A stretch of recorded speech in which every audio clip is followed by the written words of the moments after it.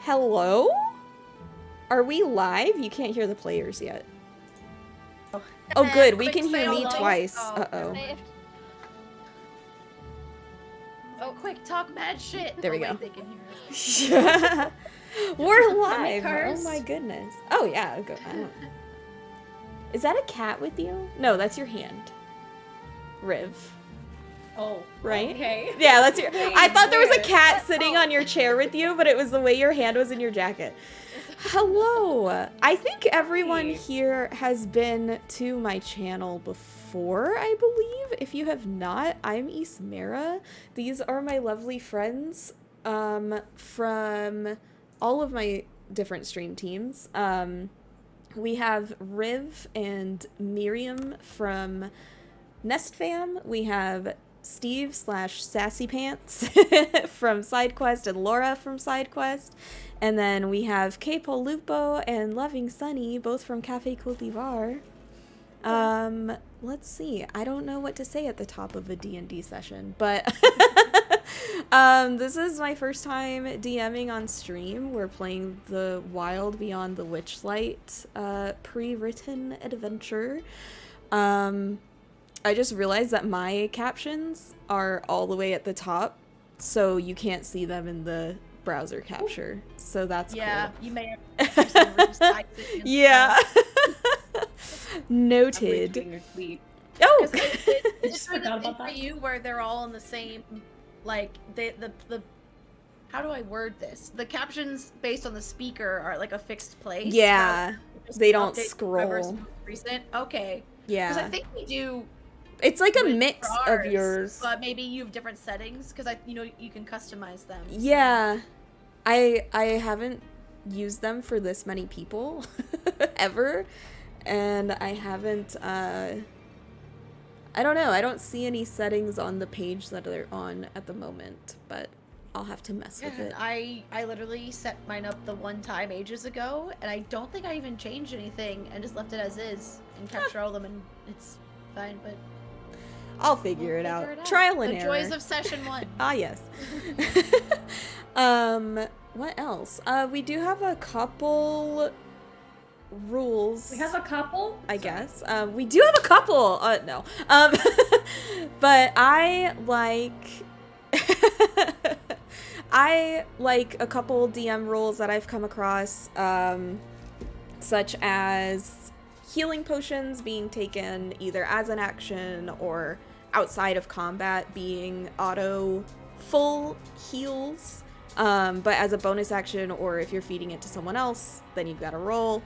And then what else? For crits, I like for the first set of rolled dice to just be auto max plus your modifiers, and then you roll a second set of dice on top of it, because it makes the crits feel more impactful than like, oh, you double your dice, but you rolled a 1, so sucks to suck, you know? So, I'm sure there are a couple other things that will come up here and there, but those are the probably pinned the big message ones. with your, like the rules you've adopted. You also have, notes for tied initiative rules. Yeah, the skill joint checks in combat. Combat? That's a word. Combat. It is now. It's okay. Let me see. Let me consult our group chat.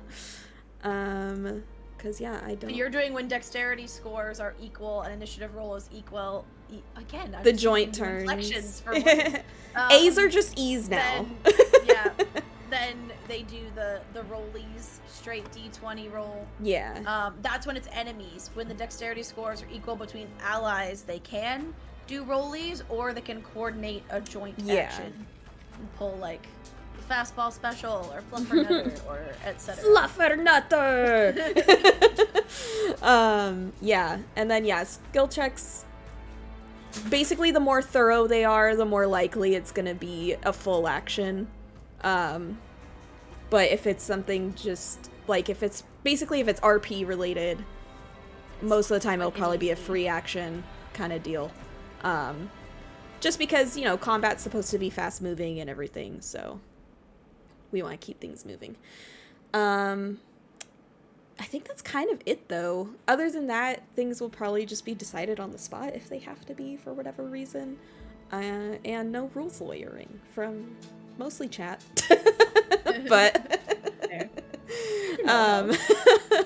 because I know like Laura DMs as well, and I know we have varying experience levels in D&D and stuff, so I know you guys are gonna have some knowledge that I definitely would not say no to. So yeah. Let me I'm get completely lost. let me get this. Yeah, basically we have players of all experience and skill levels at this table, and even when you've been playing for years, mistakes will be made. Exactly. And just let them happen. For sure. And Mistakes make it more fun. Because it is what it is.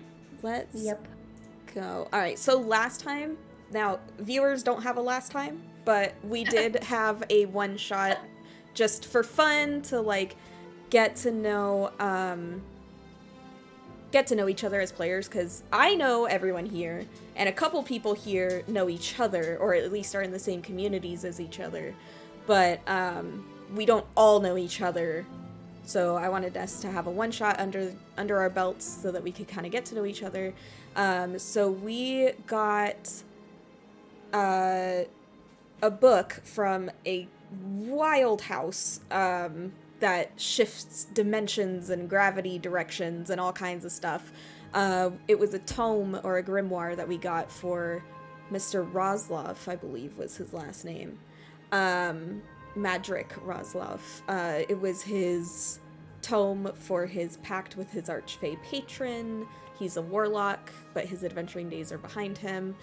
And yeah, so they've all just recovered this book, and they've basically been hired by Madryck to hook up with the Witchlight Carnival that's going to be in town for the next who knows how many days, and use what's called a Fey crossing to get to the Feywild to figure out what happened to his patron.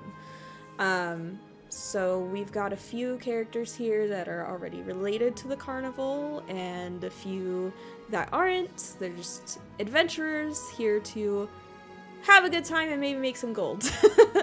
So basically, I believe what the characters had decided was to head back to where the Witchlight hands were set to meet back up with the carnival and kind of go from there. So let's see. We're going to a city called Prismere. That's what I wrote down. That is in It's the more of a Feywild, plane. Right? Yeah. That's where we meet to find the patron or something? Something like that, Or yeah. something? I'm trying to find. I've lost where the part that I read to you all is. This is great information that I'm finding, but it's not for you. That's the secrets. Yeah, I'm like, this can't be read to them, that can't be read to them. Well, you can tell me, I won't tell anyone. Oh, okay, perfect. Secret. We don't metagame, never. No. Let's see. Okay, so here's a little tidbit that is in a box that indicates I am to read it to the players. Yay. The traveling extravaganza known as the Witchlight Carnival exists or visits your world once every 8 years. You have a dim memory of sneaking into the carnival as a child without paying for a ticket. That memory has grown foggy over time, though it still conjures a weird admixture of emotions, wonder and awe mixed with loss and regret. During this childhood visit, your character lost something. You tried to find it, but the carnival owners, a pair of elves named Mr. Witch and Mr. Light, were decidedly unhelpful. "Silly little screeching cricket," said Witch, "you forgot to buy a ticket." "The carnival goes round and round," said Light. "The multiverse is our playground. Nothing's free and nothing's lost. Every visit has its cost." As time passed, your heart became less heavy, and you gave less and less thought to those childhood events. Now, for reasons you can't explain, the longing to retrieve what you have lost has resurfaced, as though an old spell has faded away, allowing you to feel the loss as sharply as if it had happened yesterday. The Witchlight Carnival has returned, and you find yourself standing near a ticket booth by the entrance at twilight, just as the carnival is about to open. There you meet others who look as troubled as you. Without knowing how or why, you sense that each of them has lost something as well. Perhaps fate has brought you together. Now that arguably happened out front of the house that you met Madryck Roslof at. Because of course you are all approaching the ticket booth together. After having retrieved that book. So, let me get to where. Bleep, bleep, bloop. Okay, there's Madryck Roslof and his giant pumpkin farm, which I think we have a picture of the pumpkin farm. If you wanted to see, yes, there it is. Look at how cute. So that's where he lives. Oh, I'm on the wrong screen for stream. There we go. Oh, look at that. That's why our capture was messed up. I figured it out. Oh yeah, because now it's moving. Ooh, yeah. Nice. Okay, hang on. Sorry, I gotta fix this for stream really quick. Yeah. I got Welcome you, stream. to Don't worry. Episode 1, Growing Pains. Yes. We appreciate you. Thank you. Can I paste 2 sources at the same time? That's what we're gonna find out. Yes, we can. Ooh. Hey. Oh. They just didn't paste in the right order. There we go. Excellent. Okay, so there's his pumpkin farm. Isn't it so cute?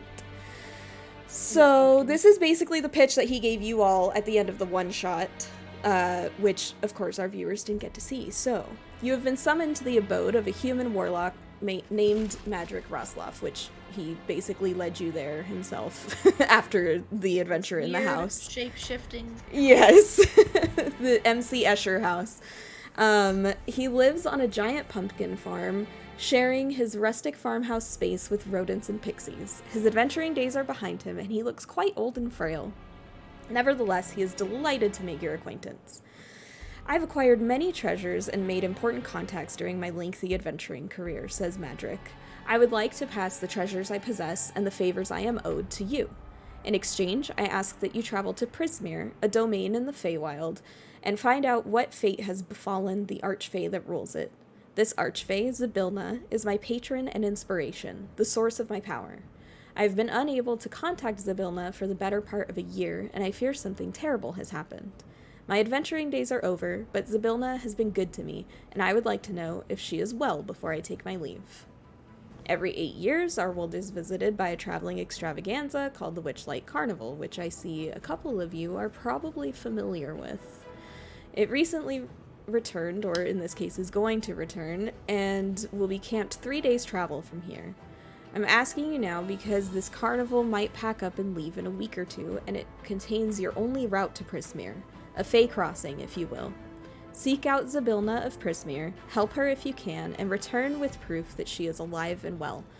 Upon your return, all the hard-won earnings of my adventuring career shall be yours. So, that is your quest, essentially, is to get back to where the Feywild, or where the carnival is, so that you can get to this Fey crossing. And we were able to convince him to pay for a ticket, right? Yeah, we were. Yes. Hell yeah. I don't remember how much it was off the top of my head, but he gave you your gold for the adventure, and then he was like, I guess I'll pay for your tickets, like, which of course, Riv and Laura don't need one, but. Tickets are for peasants. What else? And let's see, you guys won't be receiving that. Okay, so now we're back to the chapter that I was not finding anything to read to you guys in. Going up to the carnival. So you guys get there no problem as far as the traveling to where the carnival's gonna be. But as you're walking there and talking, did you guys each want to take some time to introduce your characters to the viewers? And kind of refresh each other's memories? We'll go, for me, counterclockwise, so it would be Capo Lupo first. Hi, I'm Luthien. I'm 7 foot firbolg. Big boy. I was basically like raised by the wild, basically. Like, lots of animals and strangers taught me a lot of stuff I know nowadays. I am like 200 pounds. I'm big boy, and my eyes basically like are blue in color but shine each different color from once in a while.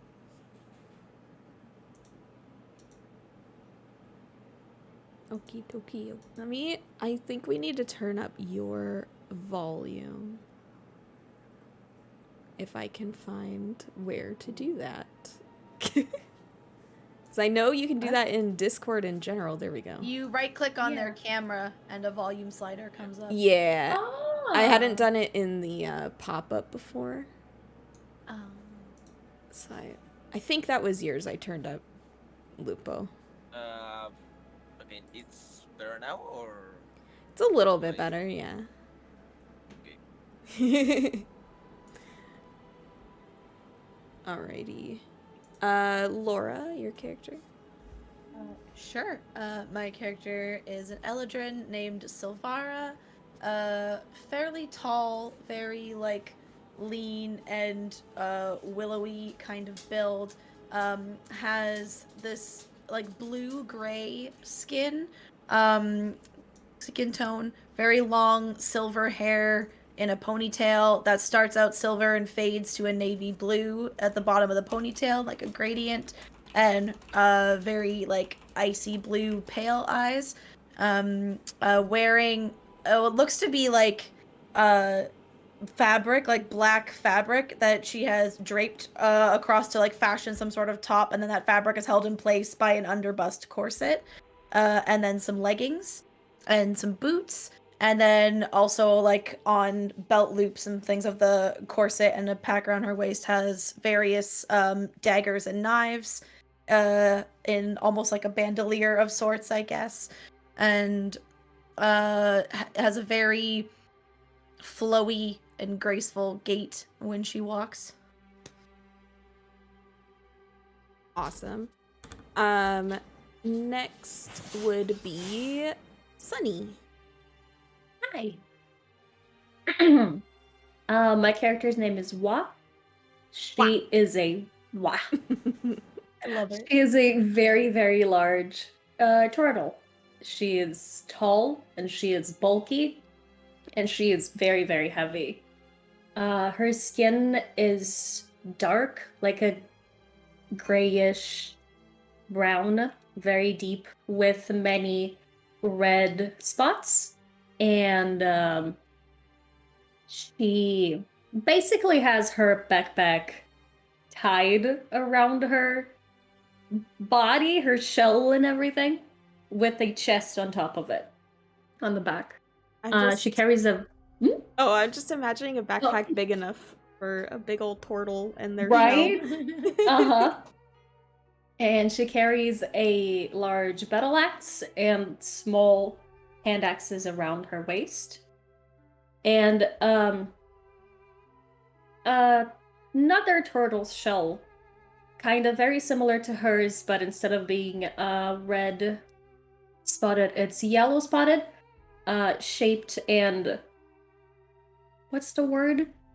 Like customized to be a shield. So she uses that shell as a shield. And she has very deep black eyes. And usually, if I can do it right, a very serious air around her. She's a usually soulful just like, one.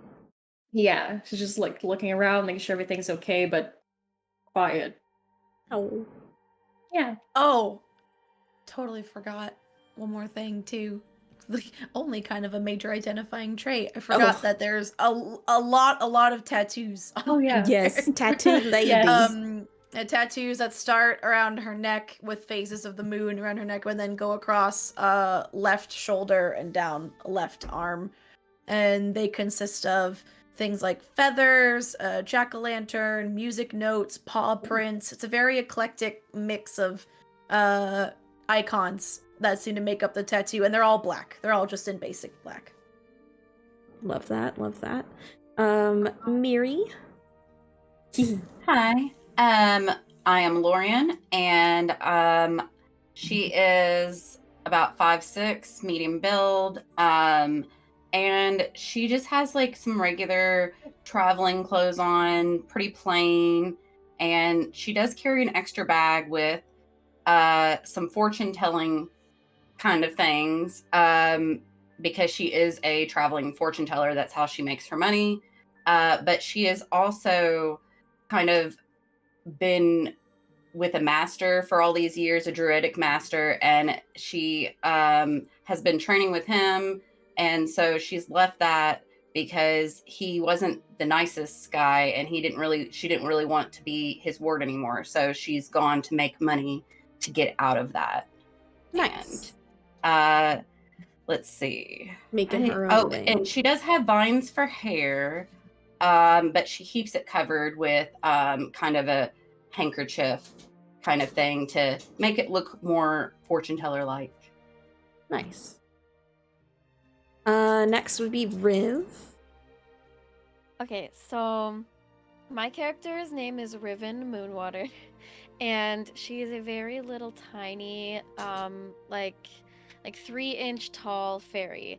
And everything about her is purple, basically. I did my own character art for her that I really like.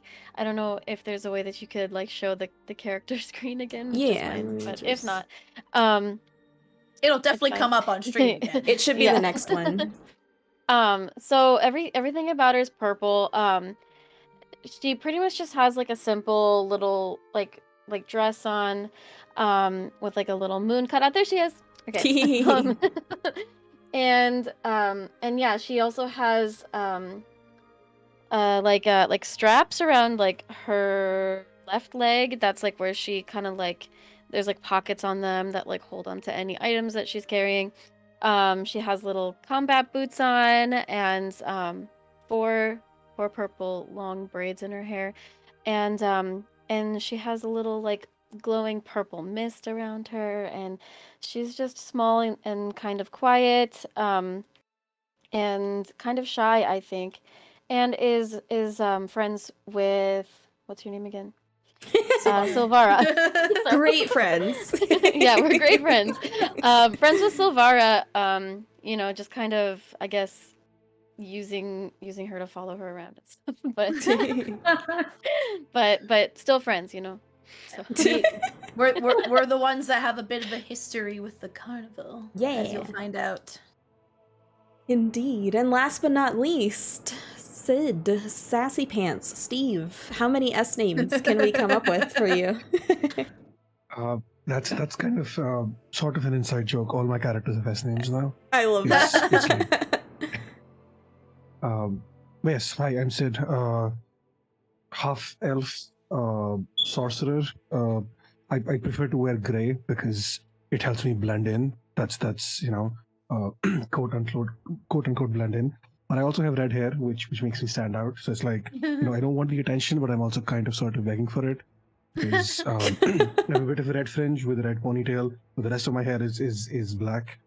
Because it's the only way I could think of expressing myself outside of a couple of tattoos that I've basically hidden.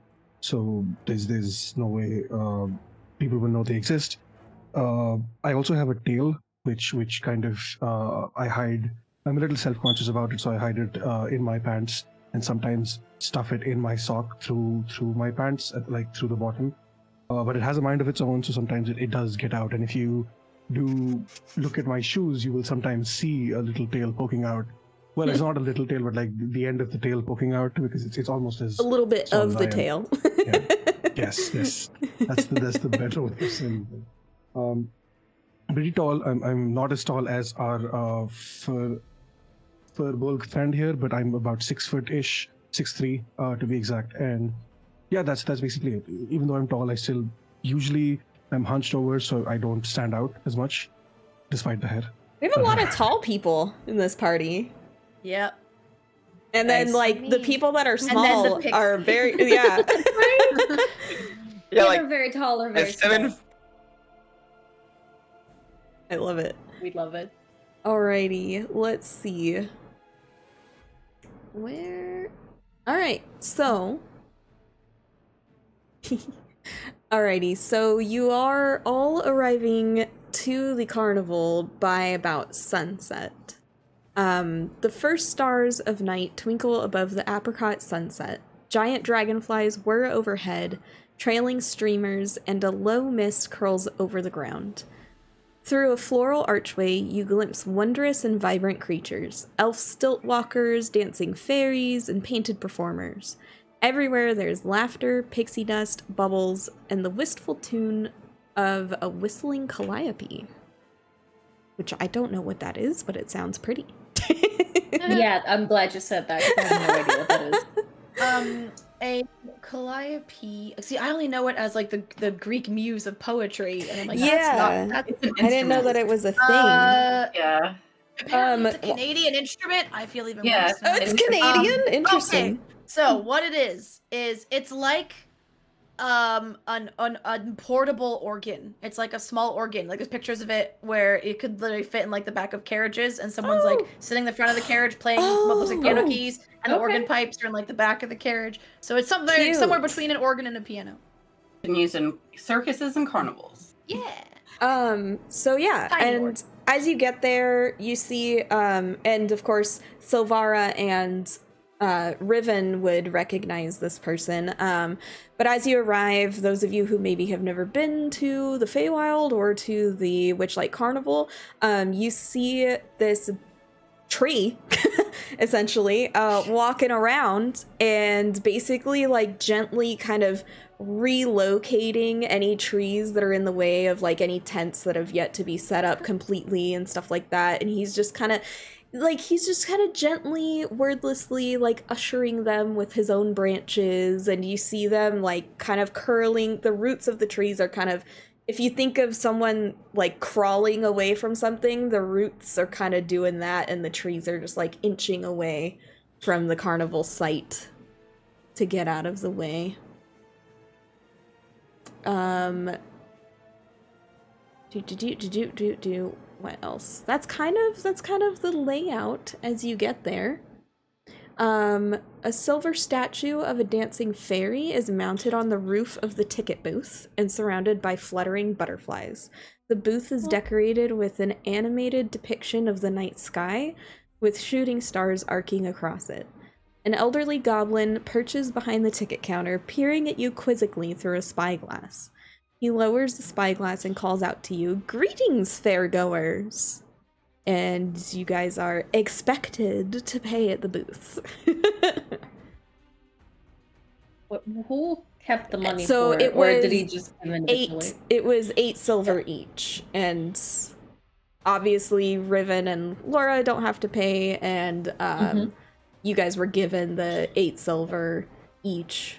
So if you put it in your inventory, go ahead and take it back out. If you didn't put it in your inventory, then just don't worry about it, because If everyone's cool with it, because I was the one bargaining / swindling the man for that, and I down to say I had it and then walk up and like pay for our whole group at once, also because they'll know me and Rivan.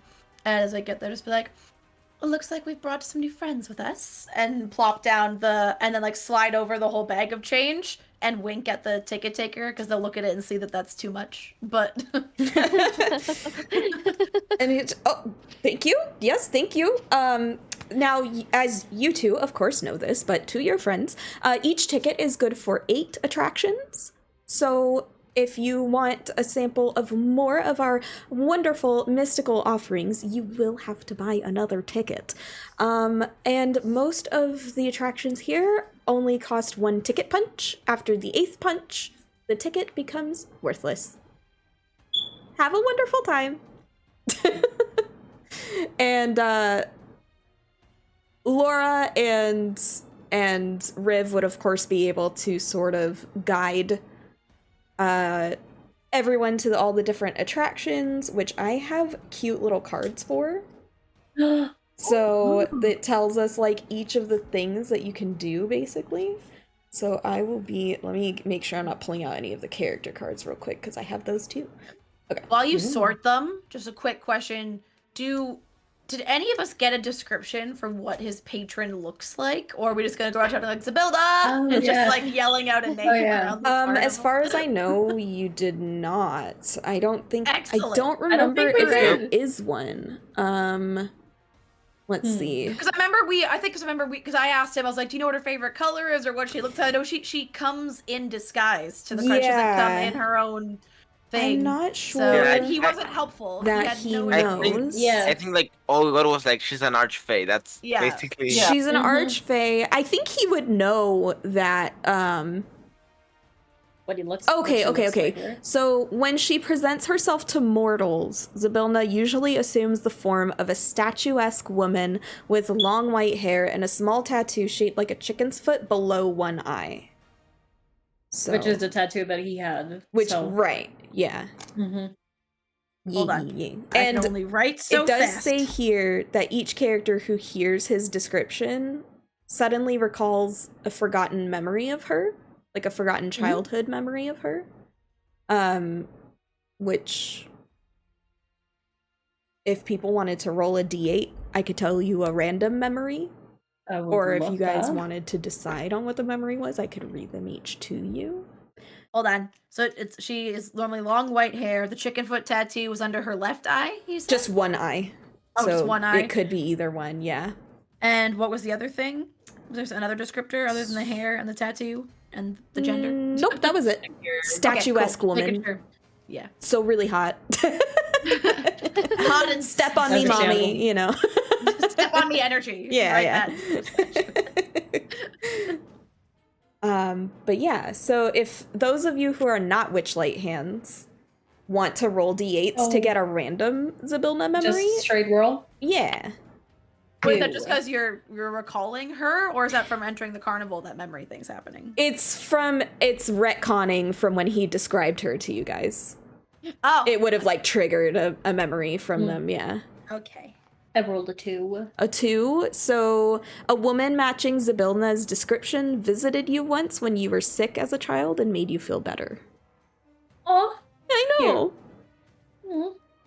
I got a 7. A 1 and a 7. One for Miri. When you were a small child, a woman matching Zybilna's description reunited you with a lost pet, which I think is adorable for a druid. Right. And you're a shepherd, and that's what your job is to look like keep track of animals. She's Circle of the Moon, I think. Oh no, Circle of Dreams, right? No, Cold but dreams. Luthien circle the shepherd, I think. Yeah, Luthien's for 7. It was you fell into an icy pond as a child and probably would have died had a woman matching Zybilna's description not fished you out of the cold water and wrapped you in a blanket. Although we also know that you have your own memories of Zybilna too. Yeah. Dun, dun. Did you roll one, Steve? Yeah, I got a 3. A 3. Oh, I love that you all got different ones. Right? A woman matching Zybilna's description scared away a bully who antagonized you as a child. Sir, you have a tail. That's Aw. perfect. Aw. That's so cute. We love her. Yeah, I had a she's tummy kind of ache. awesome. You had a tummy ache and I they had a fixed it for tummy you. So back to present time. Lots of retconning here. We love that. So we have a few games. It doesn't tell me, it might tell me in the actual like book, but it doesn't tell me on the cards how many ticket punches they are.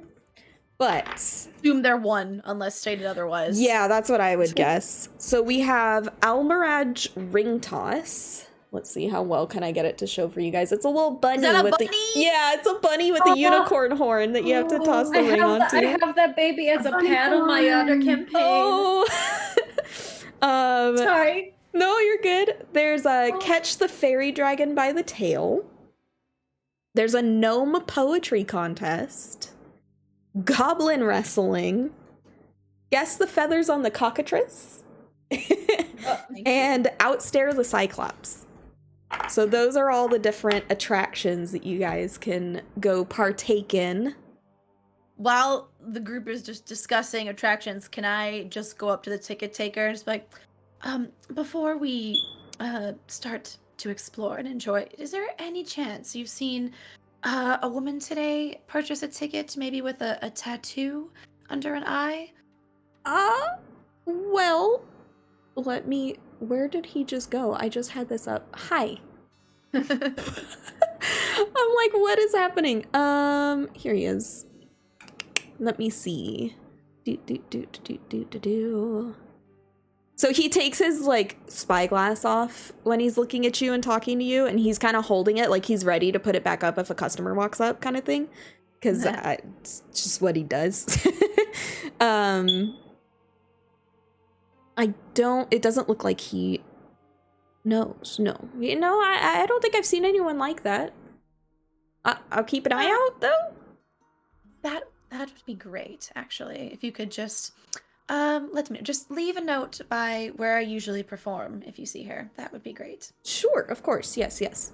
And you guys are able to enter the big top, which I'm going to assume is the biggest tent, for free. So the roof of this tent reaches toward the night sky in 3 swooping peaks topped with spinning gold stars. Painted wooden panels on the tent walls whirl with colorful motion, displaying vibrant circus performances. The sound of music and laughter drifts out through the canvas door. And this has some timed events in it. They happen throughout the carnival. You do hear people walking in and everything. They're kind of rushing up and just kind of getting everyone hyped for the events, and they're saying, "Big Top Extravaganza tonight at midnight. Prepare to be delighted." So you know that something cool is going to be happening at midnight at the Big Top if you guys want to get back in time for that. But outside of that, there's just all kinds of things going on. There's a tiny firefly circus managed by an ogre. There's a halfling contortionist as well, who can fit inside a hat box. There's all kinds of stuff going on. And of course, all of these attractions are open for you all to go peruse and enjoy. So it's up to you. The carnival is kind of yours. Ooh. I would probably let the newcomers to the carnival decide, because we see it all the time. So I was actually whatever gonna takes their ask fancy. Cylvara when she's gonna be performing. If she's gonna be performing tonight. Not at the definitely not at the extravaganza. I haven't quite got my act at that level yet, as much as I hate to admit it. But usually maybe around dusk is my preference. Okay. Cute. I think it makes sense for Sid to go to the poetry writing thing. Oh yeah, you're gonna Because that's so emo. Oh, I love it so Little much. party emo. You want to do the gnome poetry contest? Sure, why not? Okay. Let me read this. Okay, so it's a best of 5.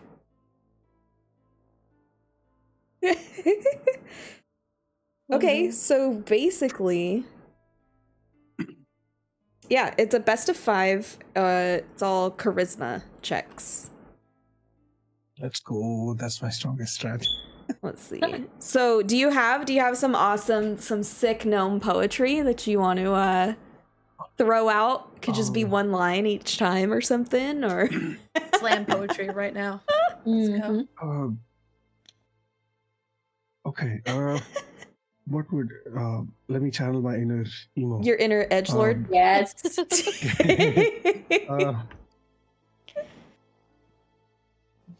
Okay. By the way, the tagline for this contest: Sound can I speak? Sound the chime. It's time to rhyme. You bring the poem. We'll bring the gnome. Oh yeah. God. Oh.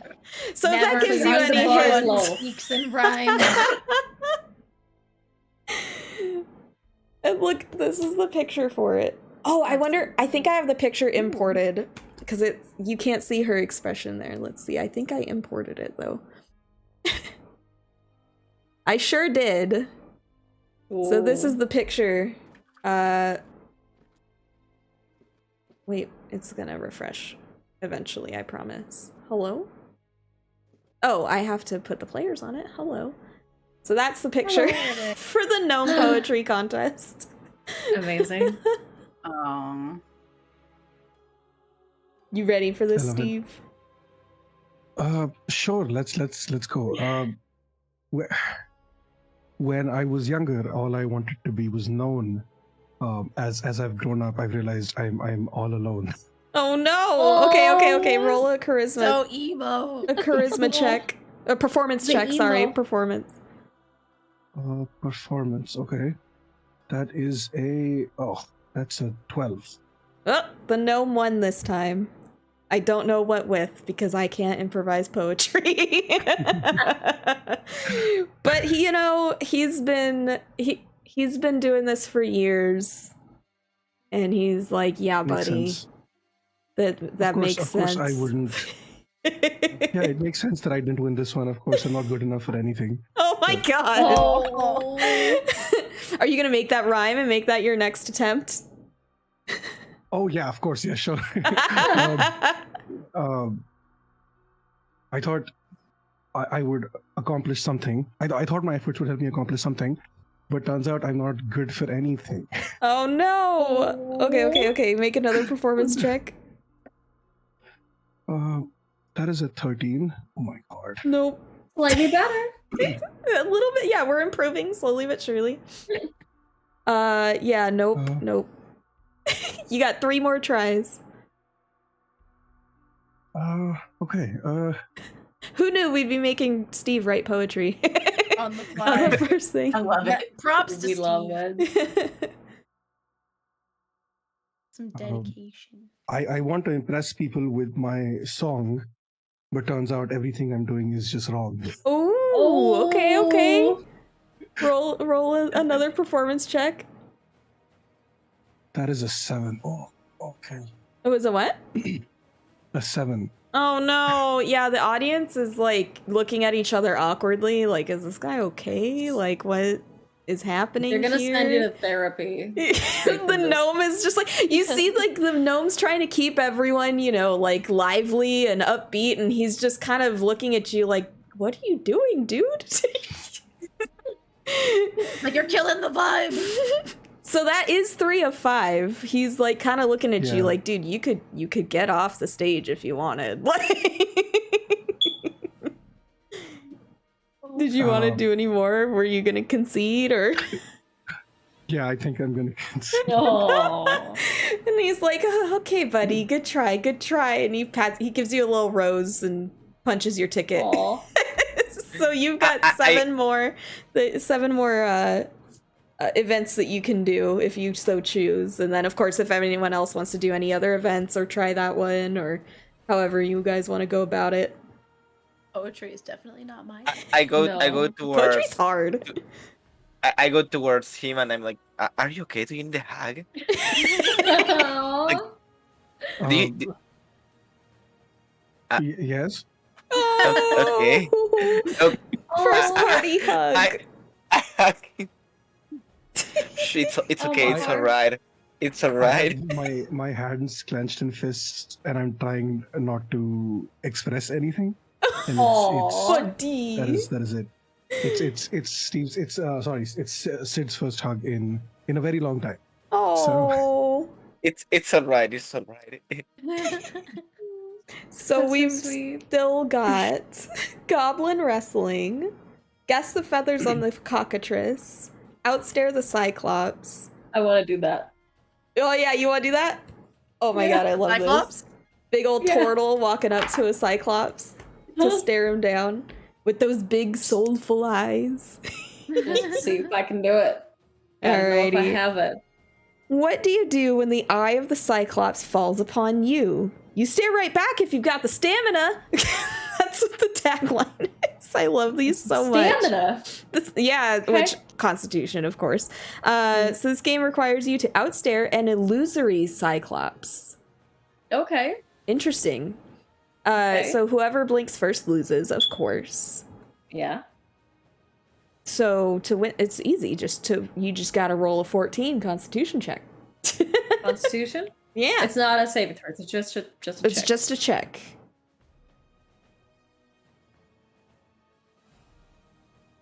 I rolled a 17. Hell plus yeah! 3. Look at you Um, go. My background is Haunted One, so I think the Cyclops would be a little more intimidated by my eyes. Oh Just be no! like, He's just like, well, he has illusory though. Yeah, So that's I fair. don't know if he feels intimidation. Yeah, but no, probably not, but easy, GG. the person creating the illusion, it doesn't say anything about them, but I'm sure they'd be like, "Are you okay?" Hello? This Rude party, illusion, bro. they feel it. What the fuck? What's going on with people today? Everyone just needs a hug, okay? So you did Do I get win. anything? Okay. Yeah, roll a d8 for me. We'll see what you get. 6. A 6, you get a single application of magic face paint.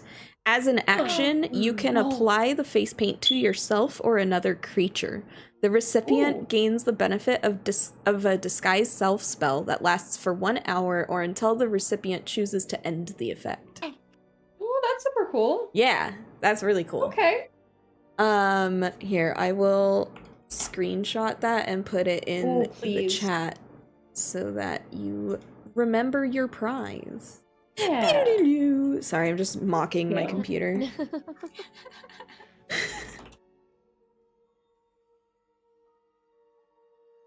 Okay. Hey. Yee. Thank you. Of course, of course. So we have outstared the Cyclops. We have written some questionable poetry. I thought it was great. Very playable. Would anyone like to perhaps catch a fairy dragon by the tail, do some ring toss, guess the feathers on a cockatrice, or wrestle a goblin? I think I'm gonna go with the goblin wrestle. Yeah. Furbolg is seventh gonna patrol? wrestle a goblin. Oh my god. Oh, we'd love to see it. Okay, Oh. so a small player, which is not you, has to pin a goblin. But a medium player has to pin one goblin while wrestling 2 of them. So you've got 2 goblins going against you, basically. So you That's gotta fair. even the Yeah, playing that's ground, fair. you know? You know. Mhm. So let's see. Okay, I have to pull up a goblin stat block. Oh, the poor thing. Because Oh, it's this is basically going too to be wicked. athletics checks, you versus 2 goblins, which will just be 1 advantage roll on my end. If I can find, I'm sure it has it. Nope, it does not. What? Okay.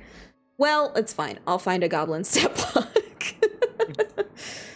That's so odd that it doesn't have it linked in the carnival I have thing. my monster manual. like, Oh, okay. somewhere. Oh, yeah. Hold on.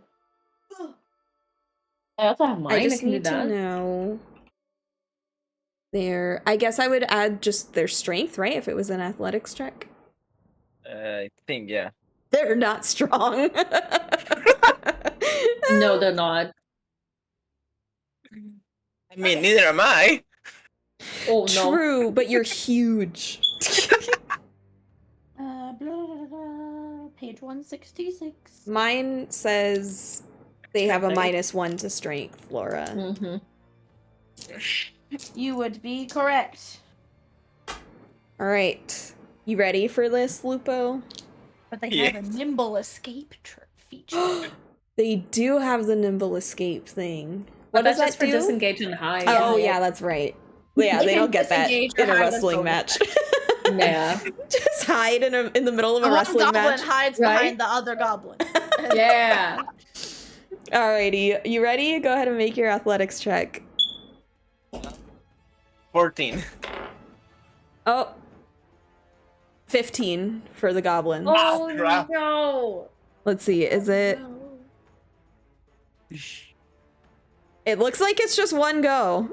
It's not like a best of 3 or best of 2. So you've been bested. by 2 goblins. They just see you and they look at each other like, what the fuck? And so they just rush you and they each take a shoulder and just leap and knock you down and kind of knock the wind out of you. Like, and you're just like, what the fuck? Okay. These things are crazy. And they're just like, nah, you know, like we've defeated the monster. I go and like sneakily give a little like high five to the goblins. They're just like, thanks. I have a question for Lorein. While we would have been traveling here, have you told anyone, or have we seen you like playing with your, because you said you were a traveling fortune teller. Has that been made evident to us at all, or are you still keeping that on the DL? I would say probably you guys have noticed. I mean, I have a second bag. I've probably like gone through it a few times, stuff like that while we've had our down. I don't sleep but half the time of some of you, so okay. I probably had to do something in that time. And then to Ismira, you said there was a fortune teller at the carnival as well, correct? Or am I making that up? I didn't hear it. I don't think there was. Let me see. Snail racing. Aww. The same. That's just so cute. Yeah, I don't see anything that indicates that. Okay. Carnival At some point while the wrestling or we're walking to and from, I'll just say to Lorein, if we happen to see our bosses, we might be able to get you a place here. We are in need of a fortune teller. What even happened to our last one, Riv? This is a map, by the way, of the carnival. Ooh la la. Oh. So there's all kinds Nice. of cute stuff. Well, I want to go check on the fairy dragons and make sure they're treating them right. Like, that sounds like awful that they're grabbing them by the tail. And as a druid, I would like to go check on that. Sure. Let's see. And then if it's humane, I'll participate. All right. The card doesn't say too much, but let's see.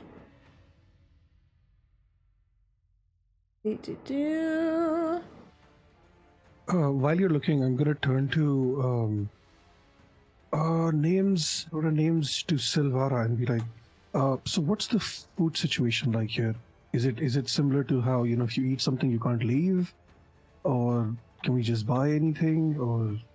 Well, I mean, I don't think there's ever been an incident where you can't leave. You have the food, but there are definitely some items here that have additional effects. Usually it's things like, your skin changes color for an hour, or everyone within 10 feet can hear your thoughts. Just random magical mayhem, but very, very harmless, very fun. I don't see how people hearing my thoughts is harmless, but okay, I Good guess. to know you have some harmful thoughts then. I'll be on my That is guard. not what I meant. And now she doesn't trust you forever.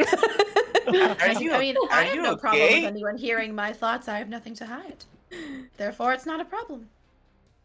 It's not about having something to hide, it's just private, It's fair.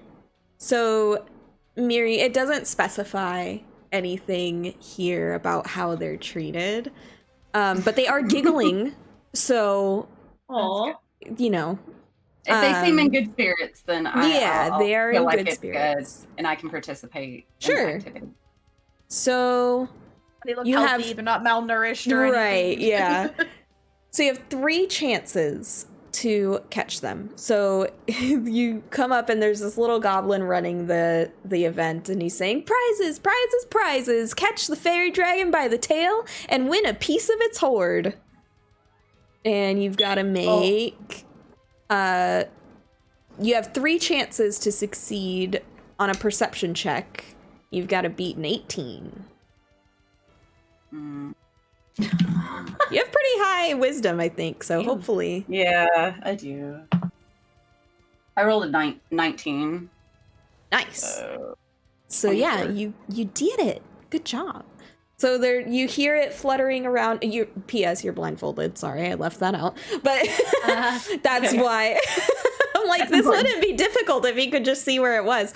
But yeah, you're blindfolded and you're just listening, and you hear the little giggles going past you, and you kind of start to anticipate its movements, and then just poof, you get it by the tail. And you get to roll a d8 to see what you get. A 1. Okay, so if you roll another d8, you get a random Feywild trinket. 6. 6, you get a pouch of seeds that smell like home. Aw. Don't know what home smells like to you, but you get some seeds. I don't know if you would want to snack on them or plant them or Probably plant them. But yeah. So Yay. that is one of your ticket punches. And then the only games left now are the ring toss or guess the feathers on the cockatrice. If no one else wants to, I'll try the ring toss, but I very much want to make sure everyone else gets to see whatever they want to see Yeah. first, since I can see it all the time. I feel like I'm okay with Cylvara watching now. would be like a super badass at the ring toss. Just like Well, that's what see, we you do say in your that, spare but- time, you know? You say that, and she should be, but this is Laura rolling as a player, Oh, not no. a DM. So Laura's dice will probably say otherwise, but we'll find out. So you walk up and there's a little halfling running it. It says, the Almirage is no mirage. Adorn its horn with 2 or 3 rings to win a prize. So let's see. This game involves tossing rings over the horn of a wooden statuette of an Almirage, a cute Oh, bunny-like my God. creature with a horn like a unicorn's. The Almirage teleports around on a tabletop, making it hard to score a success. So you get 3 rings, and you're gonna have to beat a 17. And is it an acrobatics, straight dexterity? It says like an attack dexterity roll? check. Just dexterity? Mm-hmm. And 2 successful tosses get you 1 prize. 3 successful tosses get you 2. And I argue because I work here and probably throw just like knives. do this for fun. So I get to add my proficiency bonus to that Yeah. dexterity check because I practiced at it. Yeah, definitely. Okay, I would hope so, because throwing things, you should be really good at that as someone who throws knives with your toes. Yeah. Okay, the first one is an 11. Oh no! She's warming up. Yeah, so I thought the first one, I go, hold on. a bit rusty. I haven't done this for a week or so. And then I try again. A whole week. And that's a 22. Hell yeah. Everyone is very And then impressed. The third time is a 23. Nice. Yeah, the guy Hey. running it is like, I should have known. And he hands you your 2 prizes, which if you would like to roll 2 d8s, where did mine I go? would happily just give 1 prize back because like I work here. I don't really need the both of them. Like it's kind of unfair if there's 2. Do you I'll want to just know what pick each one. of them are? Where did? Oh, it's not a card. That's why. Sure. What am I rolling? 2 d8s, and Okay. I'm hopefully finding the table eventually. Where did it just go?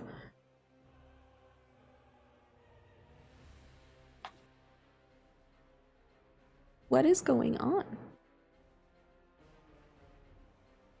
I feel like I'm losing my mind. I literally just had them. Locations. Events. There we go. Nope. What the hell? Here we go. Okay. Okay, so what was your first D8? Or just one of them? 5. I rolled a 5 and a 7. 5 and okay, so the 5 is a replica unicorn horn filled with candy. And the 7 the 7 is a cuddly toy spider. As an action. Aw. No, I want the unicorn. As an action, you can stroke the spider to gain the benefit of spider climb for 1 hour. Once used, it turns into a real spider and crawls away. No. No. Yeah, no. Not worth spider climb. No, I'll take the candy. I imagine you being handed these 2 things and seeing the spider and just, and that's why you give it back. Like, not because you work there, but because it's a by spider. one of the legs, I'd just be like, Like, I'll just take this one. And then just like hand it back, like very disgusted. You're like, no, thank no, you." no. So you get candy. I'm not like afraid of it per se, but I look visibly like it grosses me out. Yeah, I mean they're pretty Real gross. life Laura terrified. Oh we my love them gosh. phobias. Let's see. So It's just regular candy. It's nothing. it's just candy, crazy. It's yeah. just- No Right. no effects or Right. anything. I love that. But yeah, so as you're walking around, you're seeing all kinds of interesting characters. There is a mermaid in a glass bowl. There's these 3 really unnerving, weird characters. Let me show you what they look like. Or I'll show you, this is the mermaid.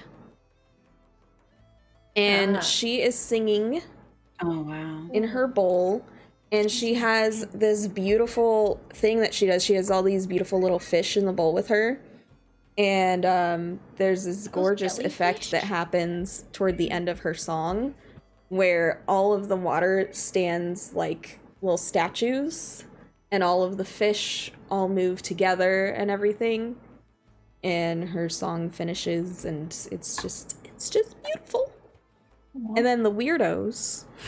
Let me find. Where are they? Is it the. Let me check. I don't want to accidentally show you. Yeah. Do you see these 3? They have an act. Oh, If I okay. remember correctly. Oh nice. What do they do? I don't remember. Hmm. Oh, okay. My bad. They don't have an act. But they do kind of just walk around and just kind of weird people out. They're just kind of there. Uh-huh. They're part of the crowd, and they're creepy, but they keep to themselves, you know? Okay. But yeah, it's, So they're not you know, disturbing anything. They're just there. no, they're just there and weird. You also Is that like see, a crescent moon? huh? Sorry. It looks Is super that a cool. crescent moon on the person on the right? Yeah, on Looks her like a face, yeah. moon-ish, right? You Okay, do so Sid is also immediately- see. Do what? I was just saying, Sid is immediately enamored. Aw. Because holy shit. Aw. I love that. You also I see mean, goth AF. this lovely Right? gnome.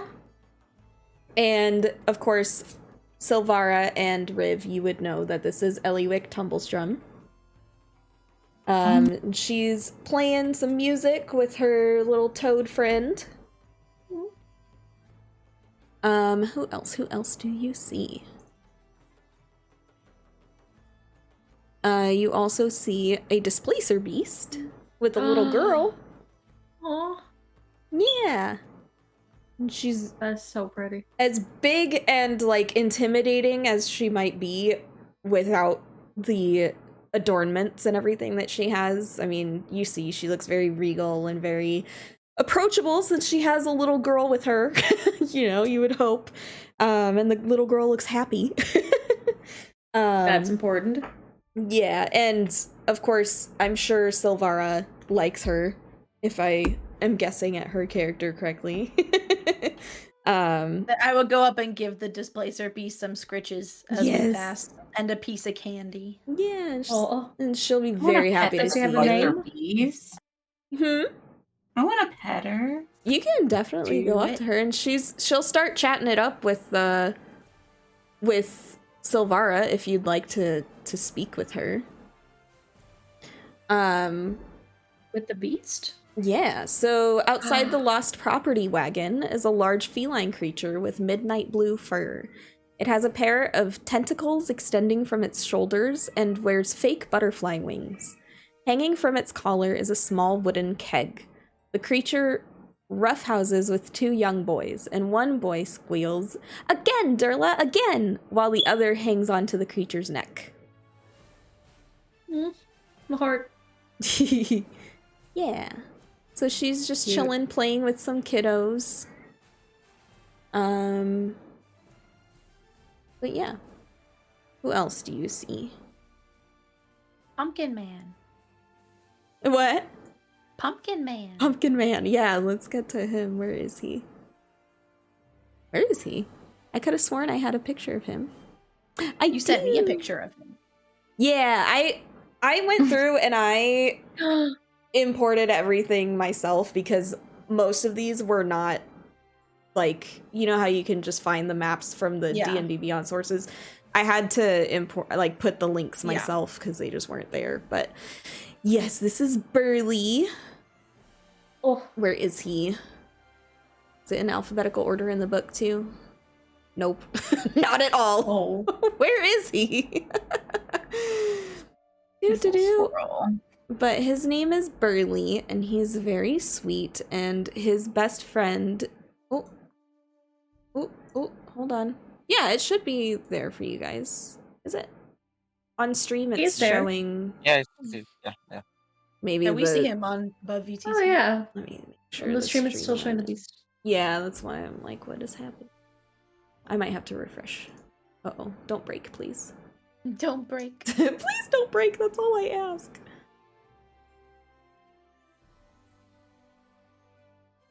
I love the little beholder behind the DM screen just doing a think. Cute. Alrighty, there he is. Yeah. Big Burly, and I have a card for him. Yeah, he's a big bearded bugbear in blue dungarees. Oh. And he has a squirrel friend. What is his name again? Oh, I could have sworn the name was here. Maybe that's Northwind's friend then, and he's just in the picture with Burley. Because Northwind is Was Northwind the tree we saw at the beginning? Yes, that was Northwind. Yeah. Where is he? His picture should be in here too. Stream froze. Stream froze? Oh, it did. Luckily, no one's making too terrifying of a face, so that's good. That should be... It should be better now. I think it's just because Discord got jealous that it wasn't on top anymore. Discord's a petty top, confirmed. Maybe I forgot to put put Northwind's picture in. So I don't see it. Oh no. Jealous Discord. Poop. Well, I can show you his card. Yeah, because you just sent me a picture you just took of his card, so. Yeah. You can't see it that well because my camera won't autofocus. There it goes. But pretty though. So that's basically his hair. And then it's like an Ent from Lord of the Rings. His little head is there. He's got a squirrel friend. And he has little fairy wings that he's wearing. Aww. Yeah, everyone likes to wear fairy wings here. Yeah, I wonder why. But yeah, so he's a treant, which means he's a walking, talking tree. And he was the one that you all saw clearing away the trees and everything. And you just see him kind of no pun intended, but kind of lumbering around the the event, just taking it in, like smiling at people. He has his little squirrel friend on his shoulder and stuff, and he's just kind of hanging out, chilling. Let's see. You've seen Palasha. You also see outside of the let me look at the map real quick again. This one. Yes. Where is it? There is the Hall of Illusions. So outside of the Hall of Illusions, you see Mr. Candlefoot. He's a mime. And he's a ticket taker for the Hall of Illusions. And he, he's performing and everything, but if you, let me see. Oh, I meant to have your guys' passive stuff, like your passive insight and passive everything up on my iPad. That's why I was charging it all day. I would say, though, probably most of you, I don't think any of you have a passive insight under 10, right? No. Yeah. Mine's 11. Probably most of you would be able to tell by, and Cylvara and Rivan for sure, because you're people that know him well and work there. Pretty much all of you would be able to tell that, like, he doesn't look like he's as happy as he could be. He looks like a bit of a sad boy, which Sid would know something about, I guess. Yeah, you can bond. Yeah, they could bond. But yeah, oh my gosh, I don't know what it is. D&D Beyond has been picking one character out of both my campaigns to just not show me the passive stuff on the character screen for whatever reason, and I don't know why it does that. For today, that is you, Lorein, and I don't know why. But yeah, what else? And any of these people, like, feel free, if you want to go up and talk to them, like, please do. They would be very happy to speak to you. And you do still have the, what's it called? The games. I think it's just guess the feather on the cockatrice that's left. So you do still have that. And I would say there's still about, you got there at sunset. I would say it's definitely dark now. I would say there's like an hour and a half until midnight when that special event is going to happen. Then I would need to dip at some point, I guess, if I'm doing my performance at dusk. I guess, wait, that's a dumb thing. It's always dusk in the Feywild. That was a poor choice of words. Oops. You know what? It was intentional. I said it that way on purpose. You just always perform whenever I want. I can perform whenever I want. Where did... Oh, okay, I have all the games to the side, that's why. In that case, I'll just stick with what I said. I said what I said to Wah, and we'll see if Wah calls me out on it. Yeah. To be I just want to fair, be there. you're not in the Feywild right now, so... Oh, Yeah. right. Oh, yeah, never mind. Yeah, we have normal time right now. Still valid. But yeah, so you do Still still wants to have the go one and more watch. game. Who else have you not met? I want to make sure that you've at least like seen everyone. I think you have too. Oh, you do notice going between people, she looks mischievous. You don't see her actually doing anything mischievous other than just she is skulking and kind of weaving between people wherever she can. You see this little Kenku, and you can tell that like the wings that she's wearing, she didn't buy them from the carnival, like she made them herself somehow. So yeah, So that's a guest. yes, this is a guest, Okay. and she kind of like just generally pesters everyone. Nothing like mean per se. But yeah, she does kind of pester everyone. And some kind, if you were to ask Cylvara or Rivan, they could probably tell you like something happened with her and Candlefoot. And that's like why he's a mime now. So there's like some tea. A brewing. But try getting them to talk about it. It is a nightmare because now he's a mime and he she doesn't won't. speak, and she only speaks in mimicry. Yeah. So she can't say original things. It's so frustrating. That's the fun thing about Kenku. But yes, I am very when- sweet. Did you never try giving them something to write, or like? Oh wow. Mind blown. No, I did not. That would have been a smarter idea, but I did not actually. Riv and Laura, you would also know that Candlefoot has a thing for Palasha. And it's not super confirmed, but also pretty obvious. Palasha has a thing for him too. Oh my god. I know. The tea. So much. It's so tragic. He just sits there sometimes, just like up against the glass and just staring. But he can't breathe underwater, so he just sits there. And it's very depressing. And We just a could get him a fun potion of water picture breathing. of a circus attraction. Got some tiefling fire Ooh la breathers, la. you know. Oh, that's cool. Yeah. And there is this lady. I don't have a card for her. Ooh, She looks distressed. But she she's does so look pretty. distressed. Oh, yeah. Aw, I just want to I don't know why she's Yeah. distressed. Let me see if I can find her in the book. There she is. Her name is Diana Cloppington. Ooh. Ploppington. She checks Oh my tickets and God. operates the carousel. Oh, there's a Ma'am, carousel. I want to Yeah. ride the carousel. You want to ride the carousel? Yes. Okay. I'm not sure how that works, but we will find out. So, the carousel. I know I saw it on here.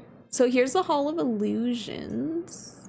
Well, I say here as if I'm changing your map, but I'm not. Oh, the carousel on the left side is the Hall of Illusions. yeah, and the carousel is like near the top right. Yeah. Like right Yeah. under the written welcome. Yeah, pretty much. Yeah. So there's the carousel, and let's see. Right. Oh, riddle of the carousel. Ooh. Let's see. Hold on. This is fancy.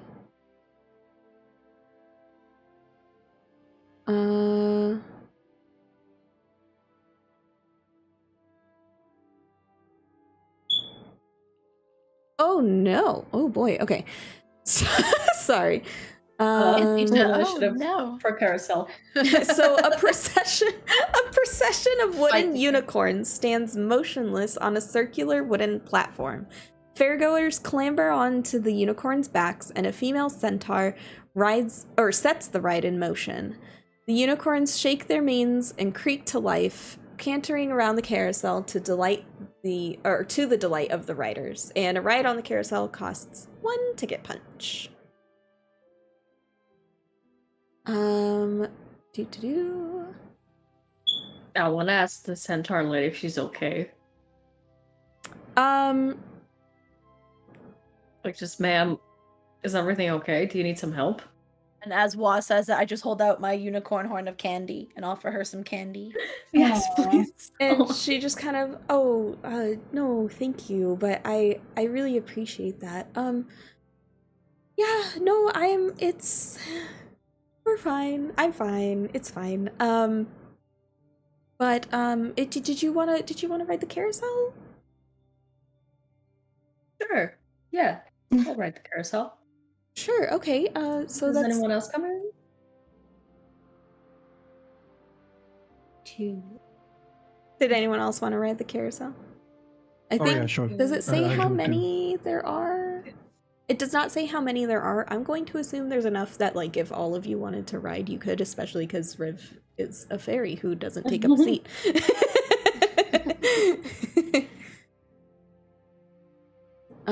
Let's see. Yeah, I'm down. I think Sid will need it. Yeah, sure.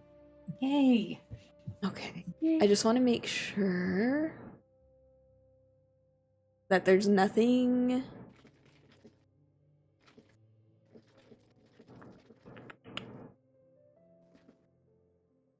Oh, interesting. Interesting. Okay, so you ask her if she's okay, and she does not look okay in her eyes. No, like, yeah. everything else about her, like, is still very putting on a show, you know, like, I'm at work, kind of like any of us trying to hold it together at work when something's wrong, right?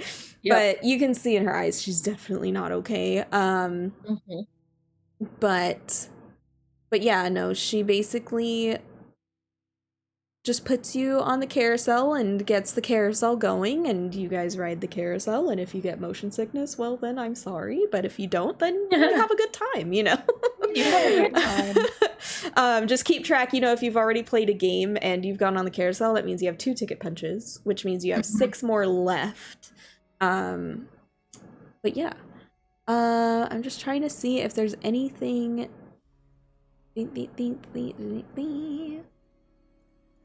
I'm trying to see, because there's something...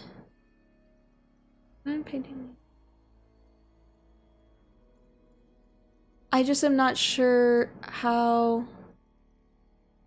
these things tie together, because it's like giving me information,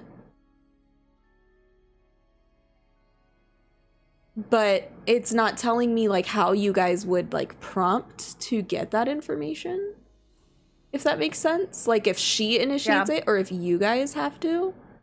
That happens sometimes, like even in our Netherdeep campaign, and the guy sometimes like, I don't think you've actually told me how this is supposed to be triggered, so I make it up. Yeah. Does anyone, are any of you like super, do you want to be like super persistent with like finding out if she's okay, or like make it obvious somehow with body language that you're not quite satisfied with her saying that she's okay, or anything like that, you know? Like, yeah, I would definitely like make it obvious that like, well, okay then, if there's anything you need, but not like, I understand that you don't want to talk about it, but I know you're full of shit and you just lied to me. Yeah, and I want to but fly I'm not over gonna and force just you. like kind of like touch my little hand on her shoulder. Oh, and just perch. She'll look to both of you, and her eyes get a little bit tearful because she's like, oh my god, these strangers, well, not stranger for you, Riv, but you know, this stranger, this giant soulful turtle lady who looks like very fucking intimidating, right? Her eyes get a little bit tearful, and she's like, okay, interesting. Okay, so she says, okay, listen, if you want to help, you had to talk to the unicorns. But the thing is, to get their trust, you have to figure out their names. And to give you some time to do that, I could just say that, you know, the carousel needs some essential repairs and shut it down for a little bit so you guys can figure that out. Sure. How do we figure out their names? Does she mean the unicorns' names, like the unicorns on the carousel? Yeah. Okay. There are 8. It does say 8 unicorns. I was like, I swear there was a there was a number somewhere. Yeah, there's 8 unicorns. So why? What's wrong with the unicorns? She's saying that you guys need to speak to the unicorns to like figure out what's wrong, basically. Oh, I see. And to gain the unicorn's trust, you would need to know the unicorns' names. So to give you time to figure that out, she'll shut down the attraction so that you guys can inspect and stuff and repair it. Okay. Basically. And at what time is it now at this point? It's probably like 10:30-ish. So would we have time to figure out the unicorn stuff before the big attraction at midnight? She kind of looks at all of you. She knows Cylvara and Riv. And she's like, I think you guys can do it. I would help, but so are there just, I'm assuming it's not as easy as just reading a name tag, or this would not be such a challenge. Well, for some of them, maybe. Some of them are fine, but you know, it's kind of an old attraction, so you'd have to kind of figure it out for some of them. Their names are kind of worn. Oh, I see. Yeah. Well, then, let's give it a go. And I just hop up on the carousel and start looking at names. Just go ahead. One question: do they speak like a common language with us, or because that's not a problem if they don't? That's a good question. Let me see. They're like magical and or living. They're not like wooden or like fake. Like a normal one, obviously, they like a human carousel. They'd be fake, but this is a magical carousel. Maybe they are fake and alive. Oh no. Well, that's so if all the unicorns' names are correct, each unicorn telepathically shares with its rider 3 secrets. So telepathic. Okay, so then you don't need to share a language. Yeah, right. But again, are they just like magical constructs? Or I think they are. I think they're magical Okay. constructs because, Okay. like I said, they're like wooden until they come to life for the attraction. So I think they're constructs. Well, my character wants to Gonna be a ask her, little- is it their true name we need or the given name? The name that's on Ooh. their gear, I guess, like, because I don't know if it's their saddle per se that it's on, but they have name Gotcha. tags. So, Let's just go start looking at Let's name go, tags. yeah. okay. Gonna try pick a unicorn and try to I look say for everyone- names. So Divide, there's 4 divide and conquer. pairs. Pick your favorite. There's Mhm. 4 pairs. If you guys each want to go up to a pair, Sure. I need something to write on. Do I have something to write on at my desk?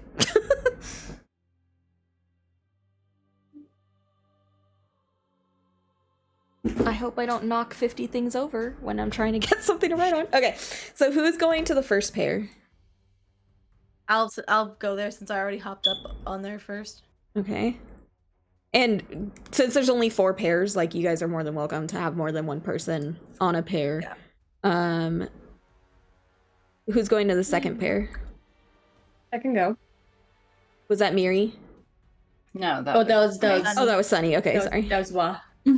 Wah. Wah. Wah. And third pair. Sure, I'll go. Okay. Luthien, and then the fourth pair. Can go up to that. Was that I Miri decided and I'm Yes, going up with that's- Cylvara. I think that was Miri and Sid.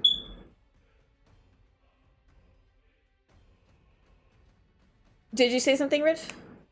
Yeah, I'm just gonna go up with Cylvara. With Cylvara? Okay. her pair. Okay, so we have Cylvara and Riv on the first pair, Wa on the second pair, Luthien on the third pair, and then Lorein and Sid on the fourth pair. Okay, let's see. So for the first pair, the first name tag is complete, and its name is Fortune. Okay. The second name tag has 4 letters total. The first letter being B. Try to see if I can give you this hint or not. It doesn't specify, so I'm going to, because otherwise, where are you gonna look? Basically, each of the pairs are words from, like, well-known proverbs, like real life proverbs. So yeah, so you have fortune and something that starts with B with 4 letters total. For the second pair, the second horse's or unicorn's name is complete. The name is Fall. And then the first horse has a name that starts with PR and has 3 letters missing. Mm-hmm. And then for the third pair, the first one is complete and the name is Stone. And the second one is incomplete. 4 letters. First letter is M and the last letter is S. And then the fourth pair, the first name tag is complete and is named Stitch. And the second... I'm sorry? Sorry. Nope, go ahead. Oh, okay. It's my brain. No, you're good. And the second one is incomplete. It has 4 letters and the third letter is N.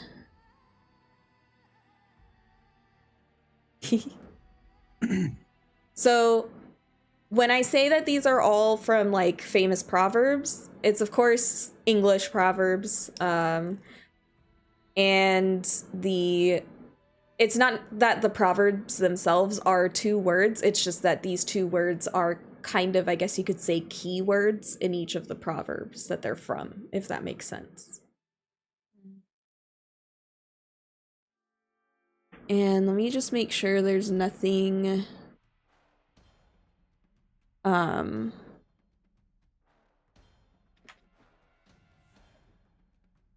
Oh, and you guys are painting the names onto the unicorns, by the way. Yeah.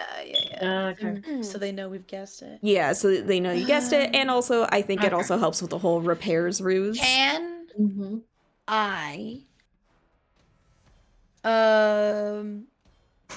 can I rack my memory to see if I've ever heard any other patrons, like either audience members of my act or anyone, like to discussing the carousel and like talking about the names or what they thought they might be, and just like rack my brain and see if anything comes up?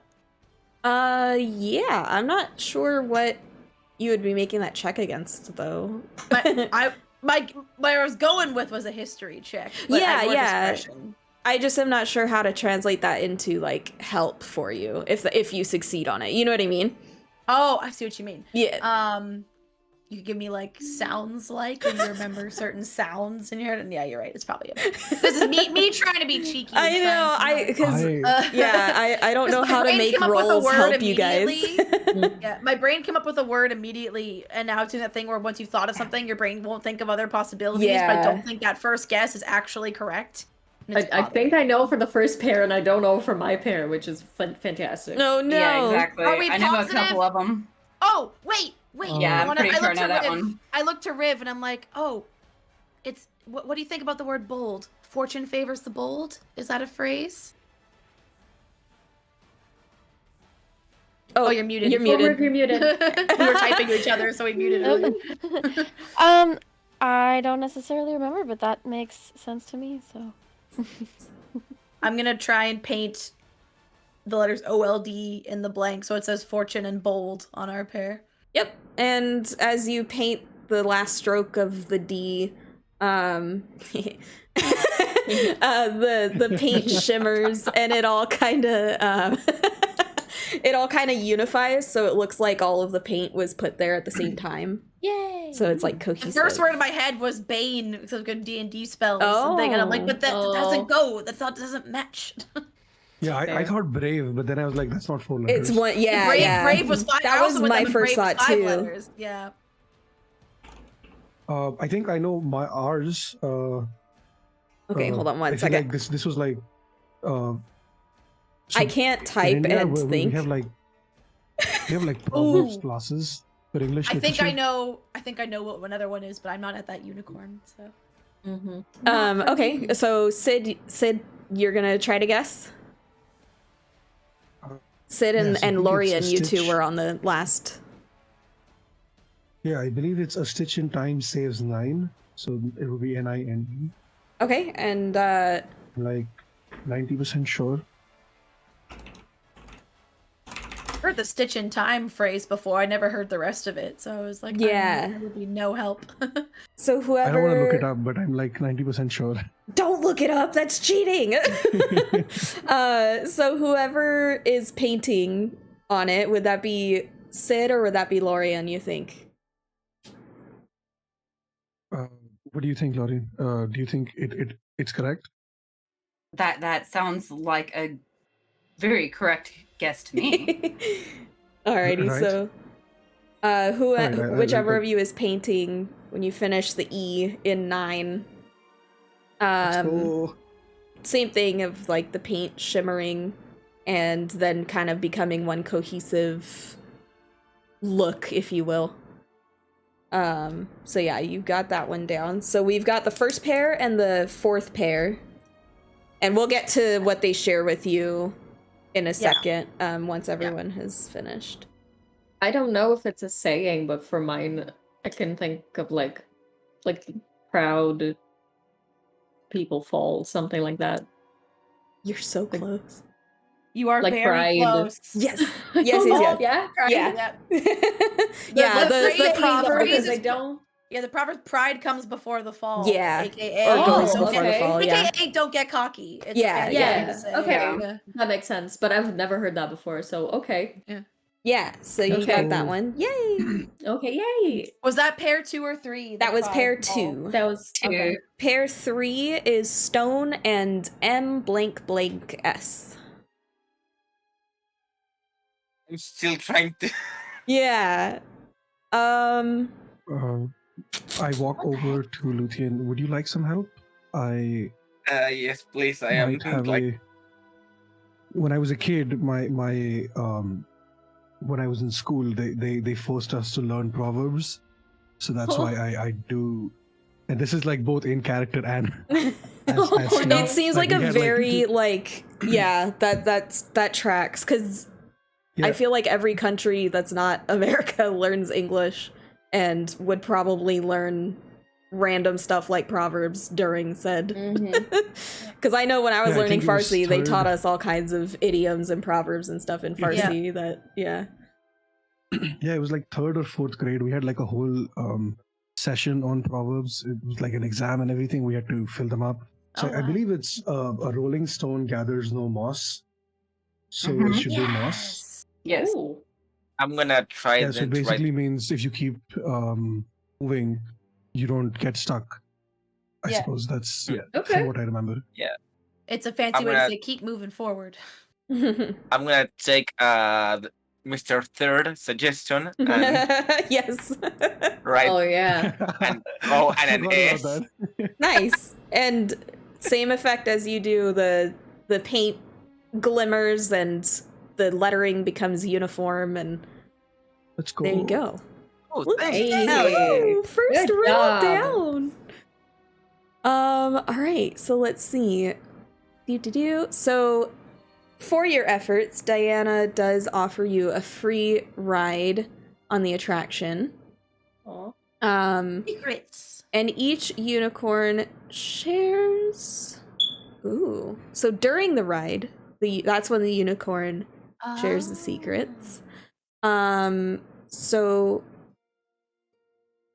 if any of you have any particular questions about either lost things, that if you're here for your lost things, or if you're more concerned with the questions about the quest that Madryck has sent you on, they can answer questions about those. Or if you can't think of anything to ask, I can just choose a secret for the unicorn to share with you.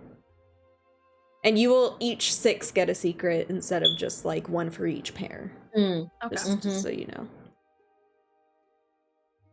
And that's perfect, because then you can each get one secret. I want to know why the lady's sad. Oh. I want to know what's wrong.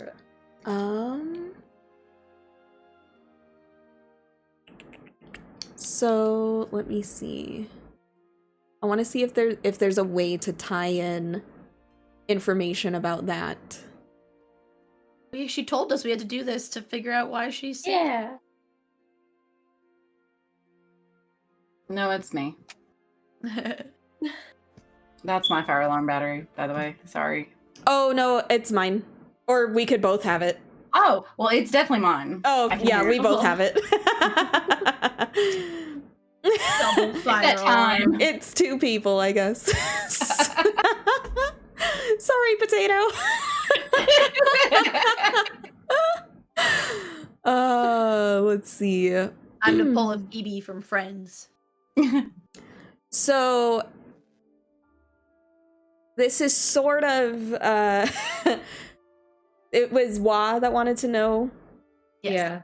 So the unicorns don't give super specific information about it, but they do. It does tell you that 3 hags have seized control of Zybilna's domain and split it among them. Oh shit. Okay. Together, Interesting. these hags form the Hourglass Coven. Mm. I need to take notes. Just a little bit of a bomb drop for you. Like, hello? Before we even get there, we know shit's about to happen. Not the hags. Whoop. So that is what your secret is, Wa. If anyone else has questions they'd like to ask, or if you would like I to wanna roll a ask- d6 to get I want to ask how we can find Zybilna. how we can find Zybilna. Or if you need me to get more specific, is she here today? Like, is she at the carnival today? So your unicorn tells you that Zybilna of Prismere is frozen in time. Oh, shit. Well, that's fun. Yeah, normal stuff. Mm-hmm. Who would like to go next? Dun dun dun. I ask my unicorn, where is the oldest tree? Oh. Oh. That's fun. The unicorn does not know. Oh.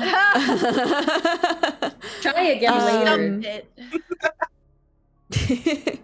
But there's a potential. Interesting. Oh, okay, I see. Yeah, no, the unicorn does not know. However, you're in your own pair, right? So oh, I see. There are not 6 secrets. It's that okay. My bad. So the unicorn doesn't know where the oldest tree is. But does whisper 3 names into your mind. Can I pronounce the first one? Bavlorna Blightstraw. I'll copy and paste these into the chat because these are names. Thank you. Bavlorna Blightstraw, Skabatha Nightshade, and Endolin Moongrave. Okay, stop trying to get me to switch my audio devices. Those are the names. Oh, hold on. But all wrong. I'm assuming these are the 3 hags. What's that? I'm assuming these are the 3 hags. Who knows? Well, you don't know because they didn't say it in your head.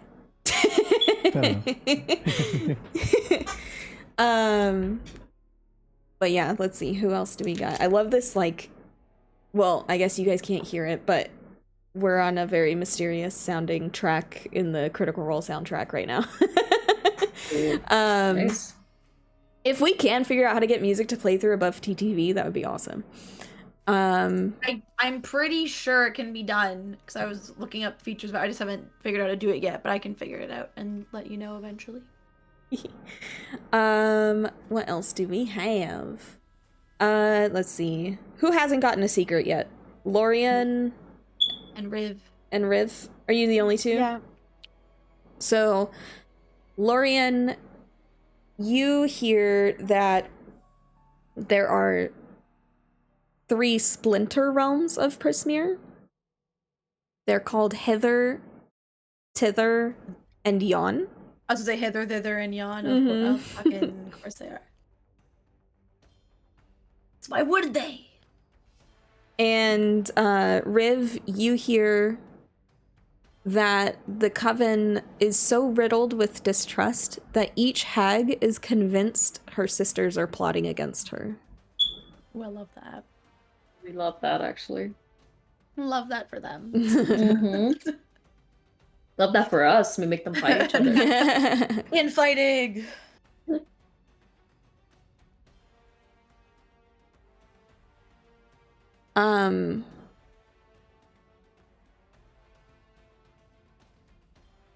Well, if we all know we got secrets, wouldn't we want to know each other's secrets?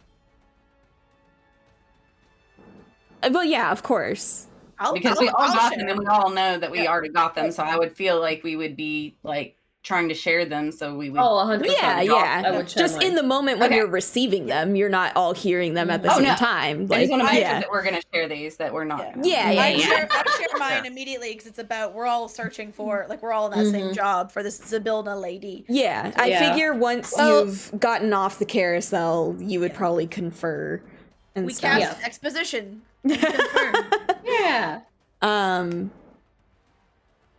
But yeah, so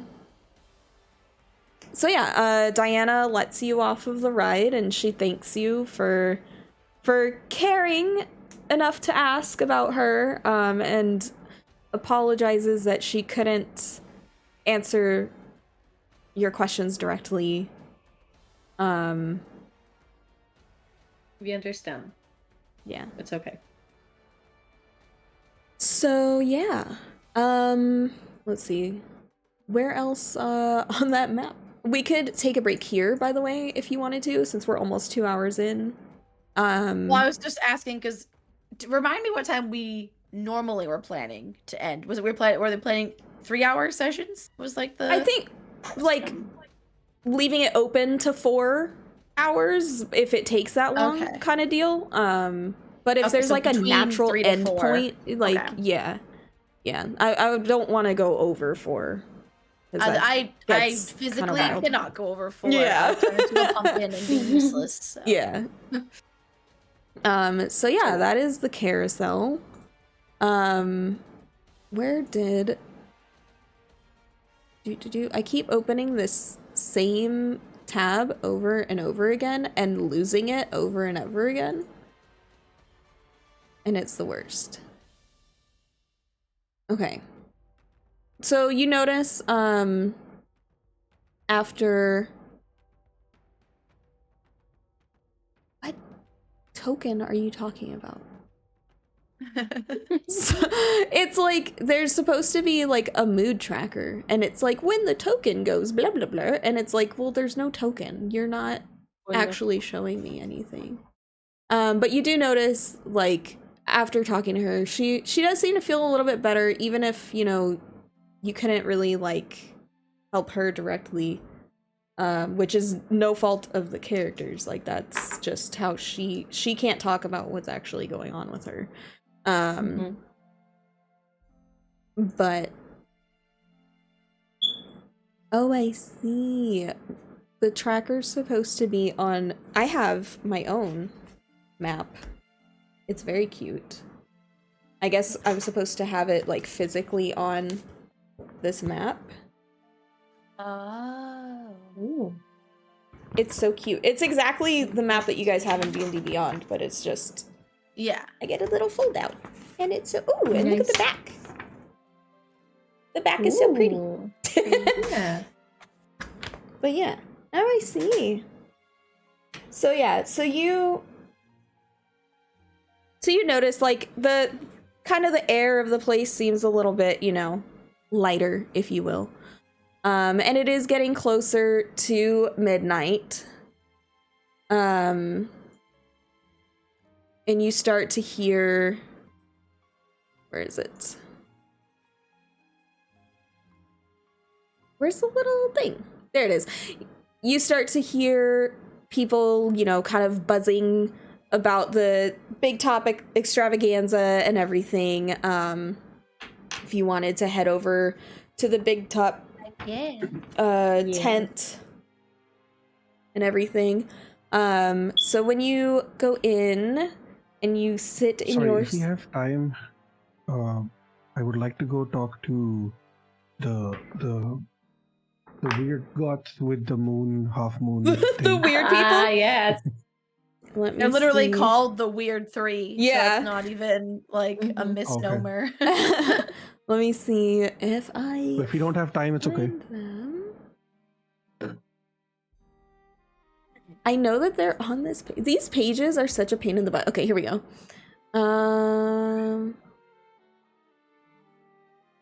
Do they have a thing though? Okay. Each. Oh. Interesting. Okay. So you notice whenever one of these, if you see them around, whenever one of these people passes by Witchlight staff, they kind of like, the staff will like purposely ignore them, go out of their way to like not be looking at them, not giving them attention kind of thing. Oh no. Like, you know, when you see like a troll in your chat or something and you're like, you don't have time to ban them, but you're just kind of like, I'm just gonna keep playing my game, I'm gonna pretend they're not even there, like, you know. And you're just like zoning in. It's kind of that behavior, like with whatever their carnival duties are whenever they see these people pop up. And yeah, so they kind of they're basically, they'll show up between like wagons and attractions. You'll see them, it kind of looks like they constantly look like they're casing the joint. And you get the impression that like they're probably thieves, pickpockets of some kind. Okay. Okay, so instead of going directly to talk to them, I'm gonna talk to Cylvara first. So what's their deal? Are they cool?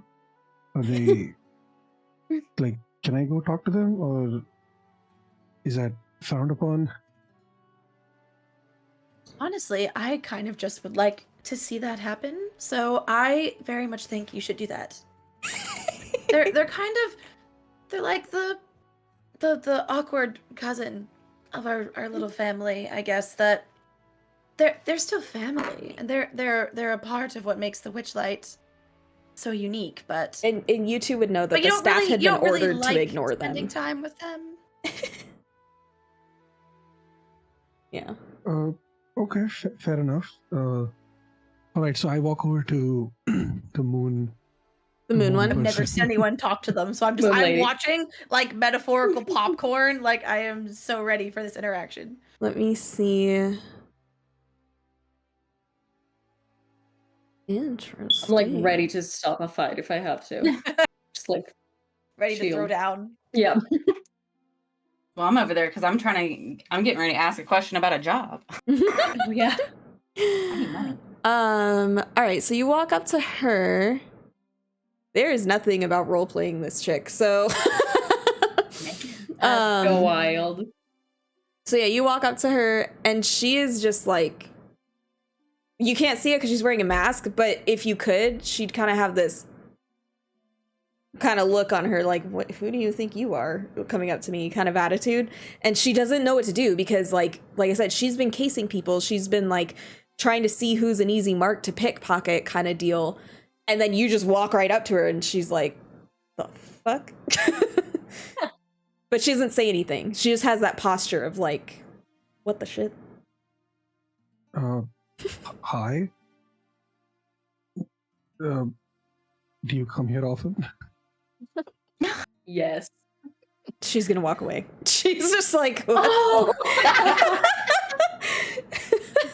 Oh shit. oh. She's just like, no. she like she walks away like she's got places to be because she's like, the fuck is this guy doing? He's ruining my game, you know? And that's kind of it. Yeah, Like, she just kind of walks away. Okay, I turn around and I walk back. Pretty nice. I'm people here. pretending I- I'm pretending that I didn't see it. Like when he's coming back, I'm just like looking at literally anything else. I go towards third and I'm like, yeah, it happens. And you Don't worry. you don't see the other two around anywhere, but I mean, you know, you get the feeling they're still there. You just don't, they're just elsewhere, you know. You get the sense that like they kind of split up and look for marks individually. Because it's obviously easier to spot a group of 3 coming toward you than it is one of them trying to sneak up on you, you know? Yeah. So Well, they that got, was they got nothing for you. Shit, yeah. I'm just gonna make sure that their boss is gonna be at the big event. I'm lean in and be like, "Is your all's boss gonna be here? I'm really interested in that job. This seems like a pretty good place to make some money." Are they They- typically They are the ones GM that put on at the the carnival? big extravaganza, so. Yes, they actually perform in the show at midnight. So perhaps if you linger afterward, wait by the metaphorical stage door, if you will. And of course, we'll vouch for you. You seem good. You seem fun. You'd fit in here. Yeah, hopefully they won't walk away from you mid-conversation. To be Again, fair, they're- like, they're just to the be weird clear, ones they of the don't work family. there. Like, they're just people that, they're like, what are those fish called that like, get the scraps Remora from the sharks fish? or whatever? Yeah. They're that. Yeah, the Remora. I think that's what they're called. Like, they don't work there. They just pickpocket people that show up there. Fair enough. But yeah. So I think we'll take a break before the extravaganza and come back to Sounds the good. extravaganza. Sounds good. I don't know, like a 10 or so minute break. If we need a little that longer, works. we can go a little longer. If we're all back sooner, we can come back sooner. But probably aim for that. Sounds like a good plan. Alrighty. Yeah. Good. Let me...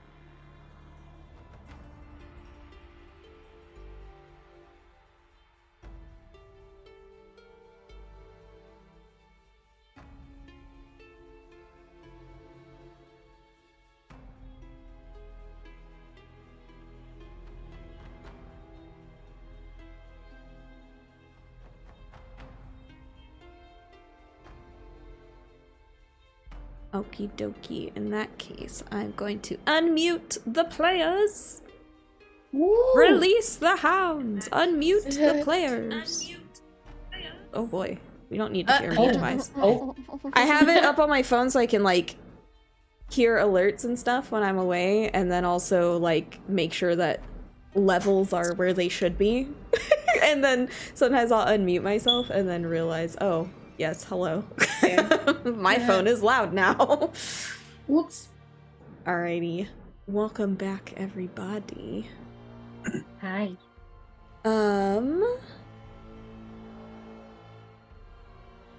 Cool. Alright, so you're all entering the big top. I don't think that there is a picture for that. I think you just get the map, but let me see. The fire-breathing tiefling picture looked like they were in a big The top. fire-breathing Back on. tiefling was really cool. He's right in front of it for sure. Plus, we love tieflings. We do. We stand We do. tieflings in this stream. Oh yeah, he's in front of it. He's what I did. But I just put that on. You pass by him on the way. Who is this? I have all these pictures that I forgot about.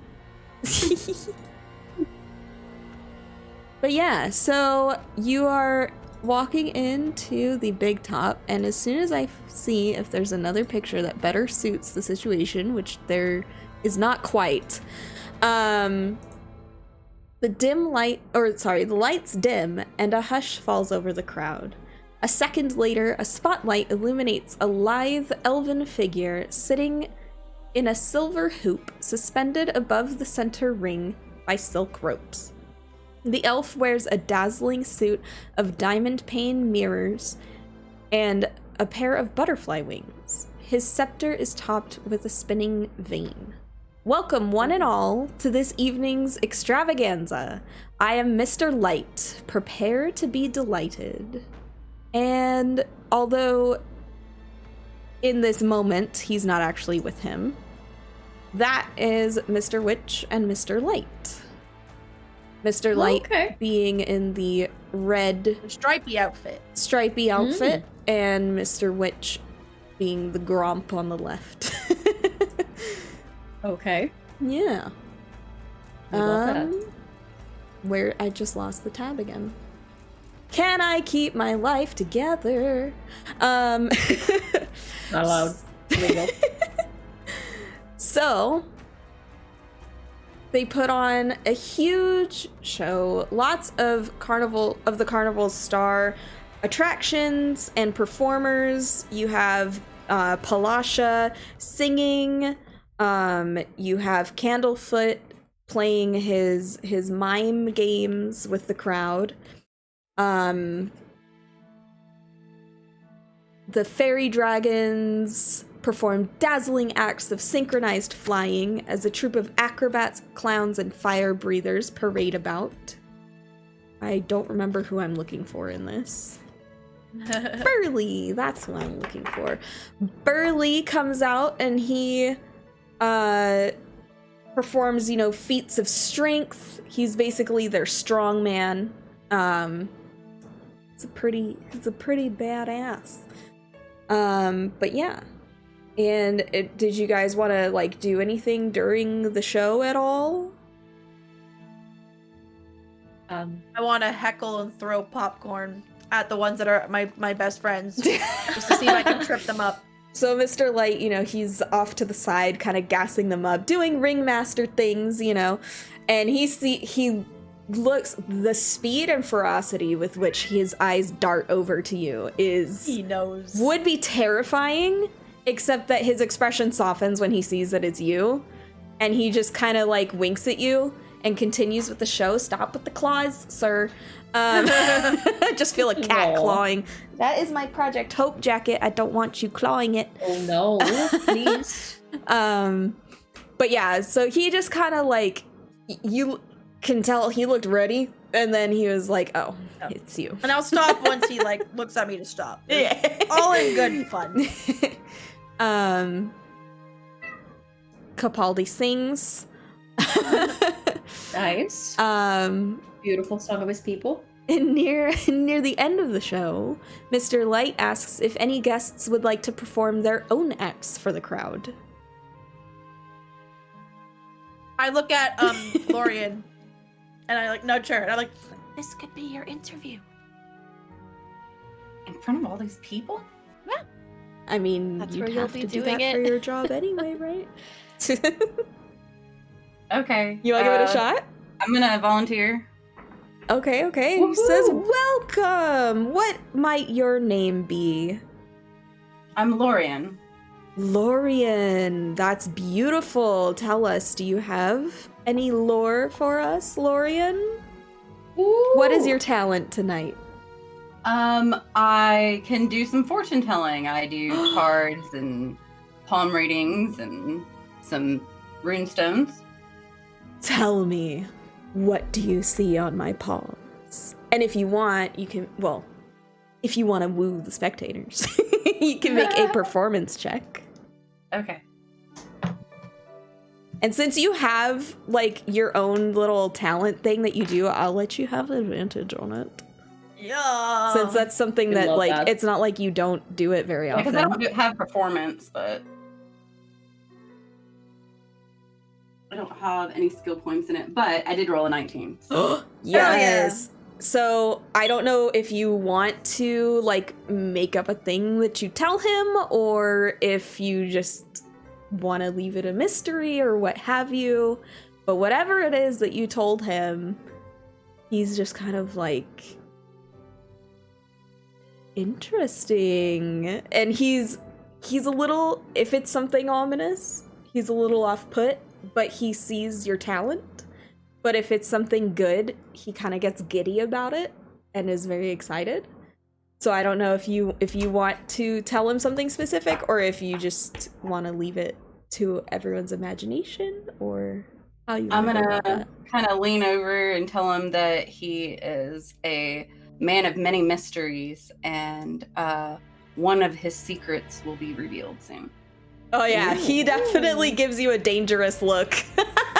But the crowd they're also kind of waiting to see how he reacts.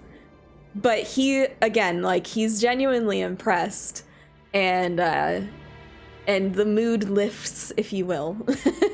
And you get a big round of applause. Everyone's super, super impressed. And there you go.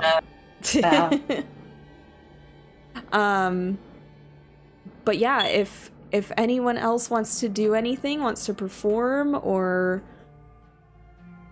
just watch all of the acts that are going on.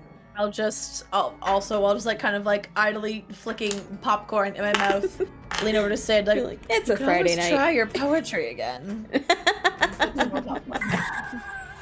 I think I've embarrassed myself enough today. So I don't think it's a good idea. You don't want a bigger audience for Oh. I thought your poetry was charming. I did too, but they didn't seem to like it. And I feel like it usually comes from the heart, and it could, like, I need to feel it in my bones, and that's the only way I can express myself. So, like, and this is, he's being very pretentious on purpose, but like I can't just perform at will. There has to be a time and a place, and I have to feel the energy coursing through me, and I can't just do this whenever. Like, twice a day is too much for me. I'm happy with what we did earlier, even though they didn't like it. I'm very proud of myself. Spoken like a true artist, have to be in the mood. It's my inspiration. I look at Cylvara and like, wait, didn't you have a nag like prepared? Wait, maybe. But I typically perform as like a warm-up act. Oh, They haven't okay. invited me to be in the extravaganza yet, so I'm assuming it's because they think I'm not ready. This Well, could, now's your this could chance. maybe They said show, everybody yeah, can perform, right? maybe you could show them how wrong they are. I guess. And I go and like flick some more popcorn to catch their attention at them this time, and just wave at them and give them like a. Like, of is now course, the darling, time? get up here. And he invites you Um, up, and he knows what you need. If you need like As a I board walk or down there, something. they basically bring out some targets of various heights and distances, like archery style targets, and they bring out 2 of these. They're like thick wooden dowels that have these like square cubes on the top. So I walk down there, and while I'm down there, the fabric that was like wrapped around to make a makeshift shirt and held together by my underbust corset, I like take the fabric and somehow using clever angles and walking behind like the wall and the door so that while I'm changing I don't like flash anybody, but I'm gone for a second, I come back and the fabric's reversible and now has a much like shinier, like spandexy metallic glitter to it, and I've now draped it. So rather than being like a much more like taut, like practical wrap, it's now like the fabric seems to be oh so magically resting just over cleavage that it looks like it could fall at any moment, but somehow it's not, and still just being held up by this corset. Excellent. And I go down there and I take those 2 wooden pegs, and first I like lay them off to the side and just do some basic like contortion warm-ups, like some back bends, some front bends, some like balanced splits kind of stuff, showcasing flexibility, allowing moments for like oohs, ahs from crowds. Yeah, and he's totally like encouraging the oohs and the ahs. Yeah. And then those 2 things, like the thick wooden dowels with the flat blocks on the top. So what you see now is I put them so my hands are holding the blocks and the dowels are just like stuck in the ground. And if you've ever seen that, you then flip up so that I'm using my hands to balance on those. So you have 2 very thin points of balance. And basically it's like all abdominal and core strength. And again, start doing the same stuff I was doing on flat ground, but now on my hands balancing on those 2 pegs instead of doing it on solid ground. And then for the finishing is I then get back down off the pegs, flourish, bow, rotate, so now I'm facing the targets. And then I get back on, and then using my toes and bending forwards, I pluck the knives out from the rings on my corset and fling them at the targets. I have 3 knives and 1 per each target, and try and hit the targets while throwing the knives with my toes while balancing on the contortion sticks. Do you want to make attack rolls to see if you Sure. hit them? I was like, what? Tell me what you want me to roll. Attack roll works. Yeah, attack roll. Can I like- roll an acrobatics check? Sure. Why not? Cool. So target number 1. Oh no. Oh, All right. no. That's a natural 2 for a total of 8. Oh So no. target number 1. I would say within I'll let you 8. say like what the DC is, because I don't know if that still hits just like barely, or if that misses. Leave that to DM. How big of a target are these? They're like You said standard, they're, like, archery, standard targets, archery targets? and one would be like 10 feet away, one would be like 15 feet away, one would be like 20 or 25 maybe. Like they'd just be staggered. I would say it like, okay, you know, they're like made of like straw or hay or whatever, right? Yeah, with like some sort of wrap on the front over the straw that has like the rings painted on them. Yeah. Yeah, so like it doesn't hit anywhere on the target part of it, but it like wedges in Yeah. the top. Okay. So it doesn't hit anyone. It's not dangerous. There is a little bit of a from the crowd, you know? Yeah. Again, and I try and play it off like through facial expression and like not that. Again, the Like, point is just that I'm warming up. doing it while balanced. It's like not to hit the bullseye. It's just doing it in the first place. Yeah. But anyone with a high enough sees the frustration in my eyes, like, no, I'm also supposed to actually try and get the bullseye too, and I'm really annoyed now. So the second target, that's better. That's a 21. The Oh, yeah. second one. That can easily It's bullseye. like the ring toss game. Miss the first one. You just have to All warm right, up a little bit. All right, and then the third. Come on. Hey, so that's a 24. Yeah. So yeah, the second 2 like just thunk thunk right in the bullseye, and everyone's just whoa, you know, big applause, and he's like, and this is our newest performer, Cylvara, give her a hand, everyone, you know, just big flourish, applause, and everything. And everyone is very And I'll impressed. slowly get down from the pegs, and as I go collect my knives, I'll walk behind one of the big targets, and again, use the time I'm behind to change the Nice. reversible fabric back around into the less scandalous performer top and the practical top instead. Perfect. I love that. Awesome. And tuck the knives back in the rings that are in the corset. And she comes back. Are you coming back to? Yeah, I'll just come To sit sit back with us? unless they don't let me for some reason. Like tell me No, to go no, they backstage or would, something. they I'll go would. back and sit. Yeah. Okay, I was gonna say that was impressive. Good job. That was so Wow. cool. See, why wouldn't you want to go? Like, you clearly did it great, Well, yeah, I missed the first one. but you hit the other Hey, two. that's Really? fine. The next step Um, is moving targets, but I have yet to be successful with moving targets. So If you ever need somebody to practice on, I was literally thinking that. I'm so glad you said stop it. Oh my god. Oh my god. That's anything people particularly offer, but I'll take your word for it. Don't tempt me. So unless anyone else would like to perform, the show will come to a conclusion, and as things are wrapping up,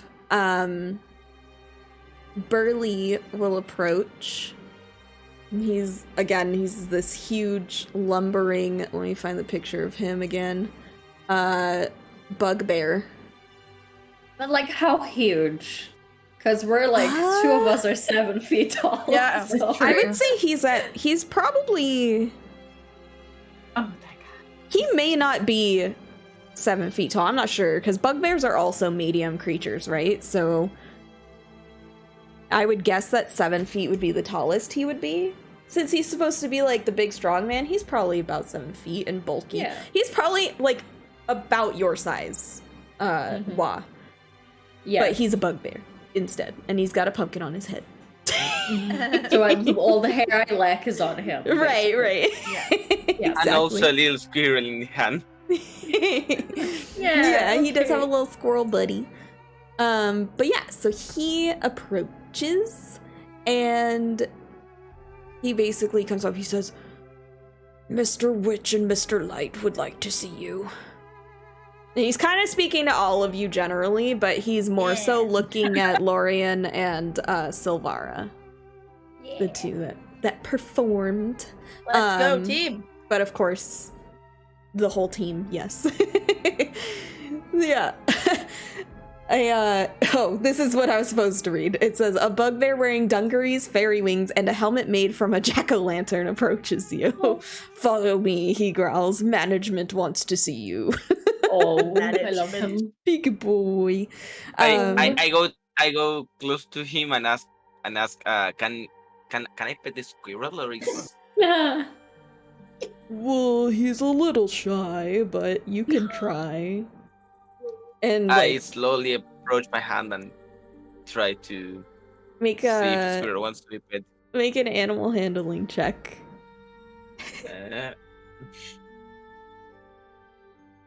Natural 20. Oh! So yeah, the squirrel is like, he's on his shoulder and he's kind of doing that cute little like head bob that animals do when they're trying to like get closer without getting closer because they want to sniff you, And he smells you, and something about you, he's just like grabs your little hand, or your hand's not little, but he grabs your finger and he like grabs you with sniffs it his- more, and then he kind of gives it like a little light nibble, and he just like lets you pet him and puts your hand on his head and stuff. And Burley's like, "Ooh, he doesn't usually like people."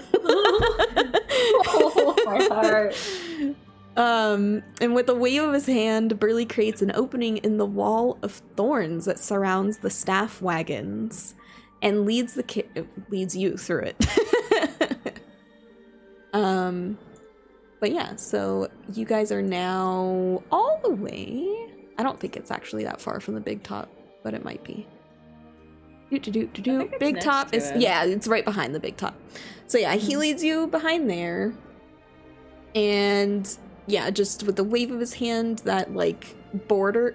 Hello? It's not showing up on stream. Oh, because I didn't switch you guys to it. I know how this works. But let me see if I can zoom into it a little bit for stream at least. But yeah, it's just, hello? No, I don't want to select. Can I just like move the thing? I guess I have to scroll it with the scroll bars. Anyway. Yeah. So yeah, he opens up the little surrounding like bramble bush wall fence basically. and walks you through it. But yeah. So if you guys follow, I take it you follow. Yeah.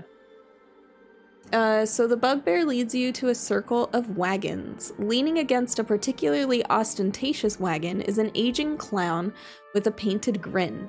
He puffs on a bubble pipe and glares at you as the bugbear, ignoring the clown, opens the wagon's door and ushers you inside. And this clown, actually, I believe, is this guy? Yeah.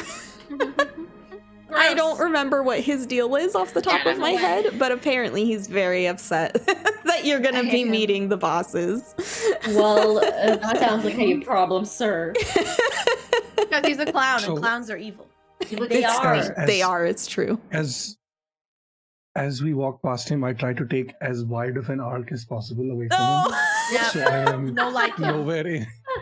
To be fair, most of the fairy wings that you've been seeing on these people are like costume wings, like very obviously costume wings. Hmm. Oh yeah, no, that's it's because he's a clown, not because he's a okay. fairy. Yeah. Okay, where did that go? All right.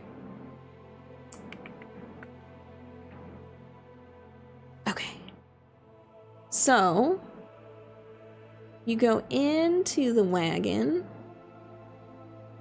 Where is the picture?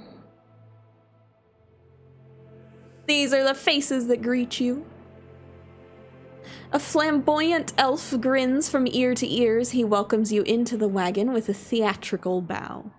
Please come in. It's a delight to meet you all. I am Mr. Light, and this is my associate, Mr. Witch. He gestures to a stocky elf lounging on a bunk. Mr. Witch nods to you and doffs his top hat. Before going in, I look to see, like, am I too heavy to come inside? It's like, am I gonna break everything? Just, like, Yeah, stop like- a little. I don't know if it can hold all of us. Yeah. I've like, moved to the side and let people go first. Yeah, I mean, as you walk in, like, I would say there's probably there's probably room. I would guess that if anyone were comfortable being in there with him, it would be Cylvara and Rivan. So, and they see, like, you guys are a big group with some pretty big people. 500 pounds. So they would just, like... Is it like the I'm TARDIS? Is getting- it bigger on the inside? That's what Yeah, I was thinking. maybe. You know what? Why not? Or magic. Yeah. It's the It's Feywild. magically reinforced. Suck it. Yeah. You walk in, and it's bigger on the inside, because why the hell not? So as you walk in, Mr. Light gestures toward his scepter and explains that it picks up every nuance of emotion in the carnival. And he expresses his gratitude for the cheer that that you have brought to the carnival so far.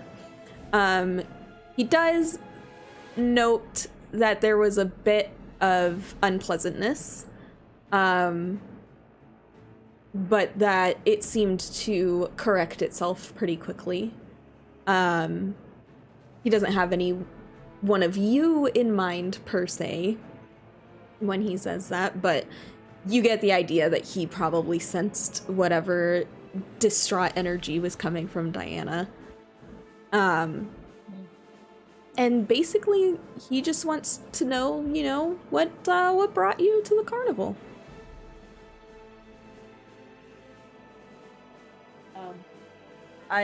Which if is no one here else from for the group fun. immediately speaks up, I'll say, well, we're actually, well, I mean, other than us, obviously, looking for Obviously. a specific carnival attendee, actually. Oh? Yes, an archfey by the name of Zabilna. And he looks over at Mr. Witch, and they just both start laughing. They're like, an archfey at our carnival. Why not? I mean, I don't know. Hold on. Have you seen perhaps any woman with any woman with a chicken's foot tattoo under her right eye? Or I Any- would say, hold on. Is any woman in particular with that graceful, statuesque, please step on me energy? Um, And I look specifically at Mr. Mr. Witch, Witch like, you know what I mean. kind of, you see his, like, the corner of his mouth kind of twitch into a smile at that. Lorien and Luthien, you guys both notice that at the mention of the, first of all, the archfey, which is of course off-putting for basically anyone, but also at the chicken foot tattoo, they both kind of share a look with each other. That is probably not the best indicator of like their attitudes toward that situation, but they don't say anything obvious or have any other obvious body language, but you do notice that like shared look.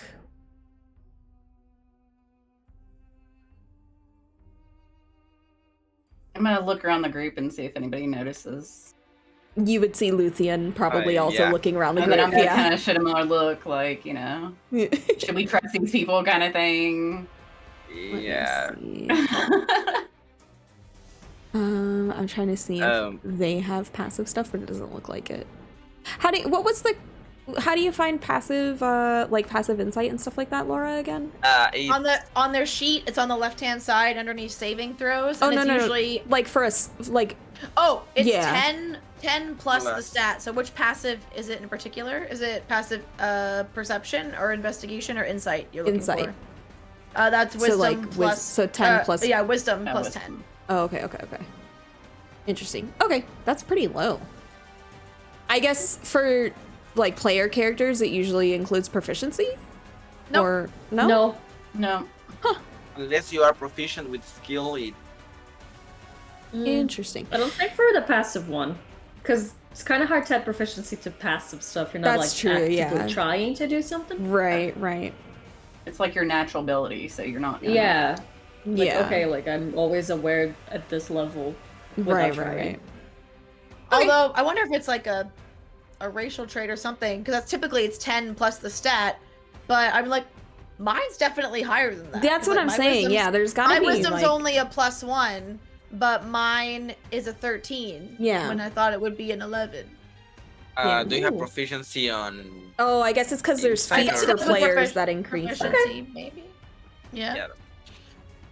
Interesting. Oh, well, I always interesting. thought it was just 10 plus relevant stat, but. Sid has So- not noticed any of this, I'm assuming. No, only the people I said. So Luthien and Lorien were the only passives ones that aren't high noticed enough. that. Mm-hmm. Yeah, They're They're the basically. druids and they use wisdom. Yeah. Oh, I am just looking at this elf in the red red costume. That's Mr. And Light. just like Miss Light, yes. This is really, I really like your outfit. Did you make it yourself? Did you have it made by someone else? Was it your design?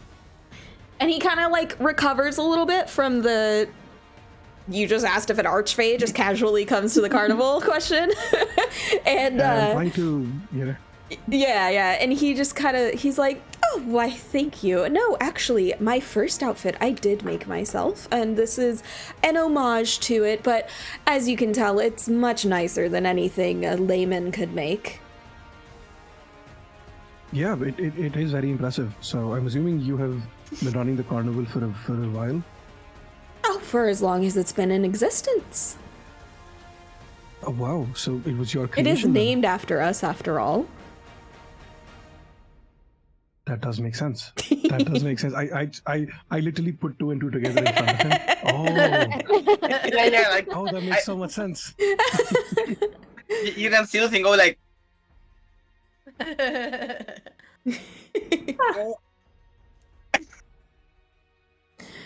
But yeah. So they're just all kind of looking at you quizzically, and he's like, he knows Cylvara, he knows Rivan, and he now knows that Lorien has some interesting divination powers of a sort, or at least a knack for looking like you do.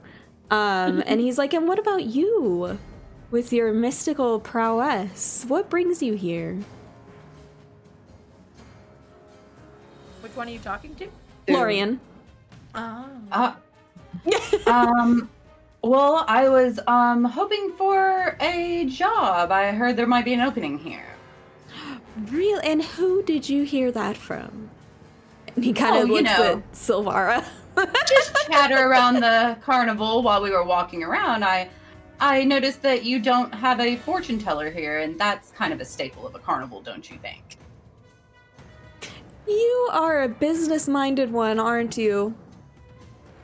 Well, we can definitely see about something like that. But... And he looks over, and Mr. Witch is looking at his watch, and he nods at Burley. And Burley just kind of, like, comes in and, like, kind of starts herding you. like sheep. He's like, well, it's time to go now. He's just gathering you out of the place. And Mr. Light offers you a gift as you leave. He says, well, it's been so lovely meeting all of you curious people. Here, why don't you take this? And it's a little balloon animal of whatever you want from Thaco, which is the name of the clown outside the door. He's a clown of few words, but many talents. And he gets ready to blow up and bend the balloon to whatever you want. And he ties a frog. Okay. Yeah. So he makes a frog and he ties a ribbon to it, and it magically floats in the air, like within reach, basically. So it'll like tag along with you. Magical Butterfly. balloon. You. Can he make butterflies? Same, kind of. I'm assuming Yeah, so. he'll make a butterfly. Okay. He'll make a butterfly for you. I want a blink dog. A blink dog. Yes. And he's like, well, it's not gonna blink, but here. And he gives you a dog. What matters is I know it's a blink dog. I don't care if anyone else knows if it's a blink dog. Anyone else? We got a frog, a butterfly, a blink dog. I want a flower, but I'm just imagining my character just holding on to this balloon. That's You can float by the balloon. Oh my Yes, god. I love that. Yeah, he'll make you a little flower that you can like hang on. You can probably like make a little swing seat out Yeah, of the just, like, ribbon, you sit know, on and like Because Please. leaf of the balloon while it floats, like the leaf of the flower. yeah. And it has to be purple. Of course. Yeah. And he'll like wave his hand over it, and if it wasn't already purple, it'll turn purple. Like a balloon fairy. Does everyone have the balloon that they want? Would you two? I think there's just Luthien and Steve left, or Sid. Third Trip. Mr. Third. I'd like a. Sorry. Go ahead. I'm still trying to. Fuck it. I'll get a rabbit. A rabbit? Okay. Rabbit. Yeah. Who doesn't love a good bunny? Right. What does Luthien get? Oh my god. Squirrel. I Yeah, knew let's it! go I with was gonna squirrel. say you should get a squirrel, but I didn't want to influence you. I love that. So yeah, all your little balloons, they just float like roughly by your head, except Rivs. She's just in the leaf or the ribbon of it, just chilling, sitting. And as Burley is escorting you away, he continues walking with you, you know, he escorts you outside of that border of bushes. Let me go back to the thing roughly. Hello, players. There we go. So like that border where it says staff area, he escorts you outside of there, but he doesn't go back toward the big top. He escorts you going the other way. So that you're like kind of away from everything and it's quieter and you guys can kind of talk.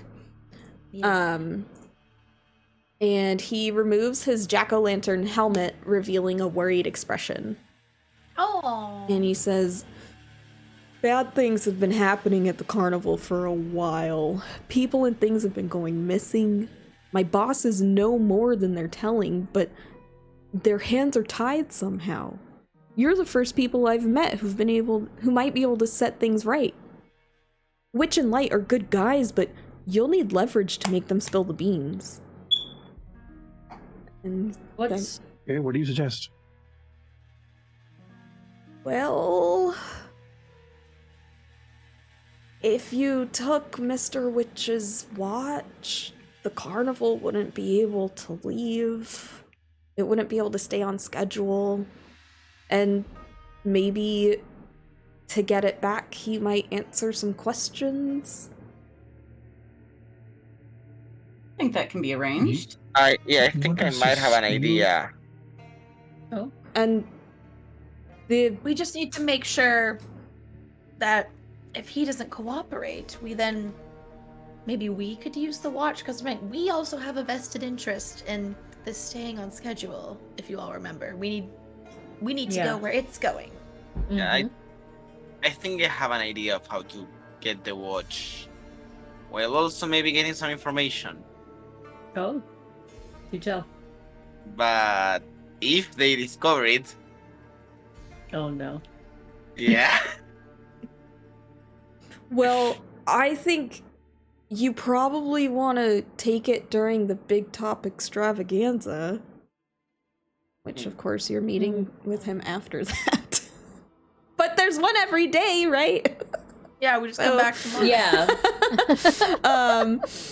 He's like, that's the only time that they're separated, so it'd probably be easier then.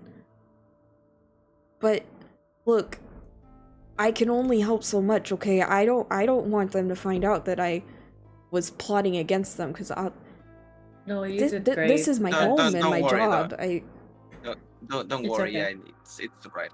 You're safe with No, us. I go up to him and just also have like a moment of my normal, just kind of that like a haughty frivolity kind of air.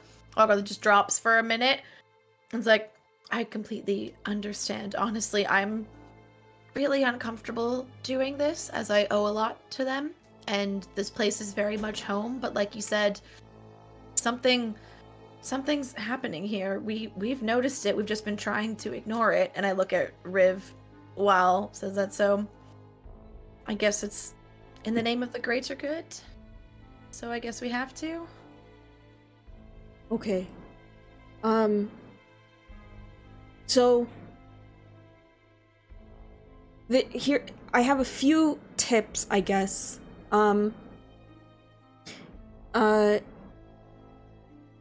So first of all, stay away from that Thaco guy, okay? He's not Oh, good. trustworthy. We hate him. You don't need to say it. It's cool. Good start. Yep. Durlagron, the displacer beast. Candlefoot and Palasha might help you. They're really good. They have their issues, and you know, maybe you can help them too. I don't know, but they're very good eggs. Mr. Witch's watch, it's attached to his coat by a chain, so whoever tries to steal it needs to do something to like break it or unfasten it. So you probably want to be really good with your hands. And he looks at Cylvara because he knows your skills and stuff. And for the extravaganza, for the Witchlight Monarch, it's chosen by Mr. Light's Witchlight Vein. They have no control over who it is, but it's always the guest that contributes the most to the happiness of the carnival. And the Monarch is also given a charm Monarch? that lets them fly. Mm-hmm. Yeah, like butterfly, like Monarch butterfly. They're chosen, apparently before the extravaganza? No, when are they chosen? If the After. clock in the map, They're- yeah, it's They're chosen in like a few hours, basically. So, because we just who was had the other person he said would help? It was Durlagren, Palasha, and Candlefoot? would be amenable? Yes, Candlefoot, yeah. Okay, thank you. But yeah, so the extravaganza was hour 4, and then the crowning of the monarch is at hour 8. So yeah, so there's still a little bit of time. Is he telling us one of us should be the monarch just because that will help, or is he saying to? I think that's what he said that they have no control over who it is, but it's always the guest who has contributed the most happiness to the carnival, or contributed to the happiness of the carnival. And that they're given a charm that lets them fly. So, like, for the purpose of getting that charm, it would be in your guys' interest for one of you to get crowned monarch. And One employees of the carnival get the thing? Like, would the girls be able to get it? I don't see why not. Okay. I let the DM check, but I don't think so.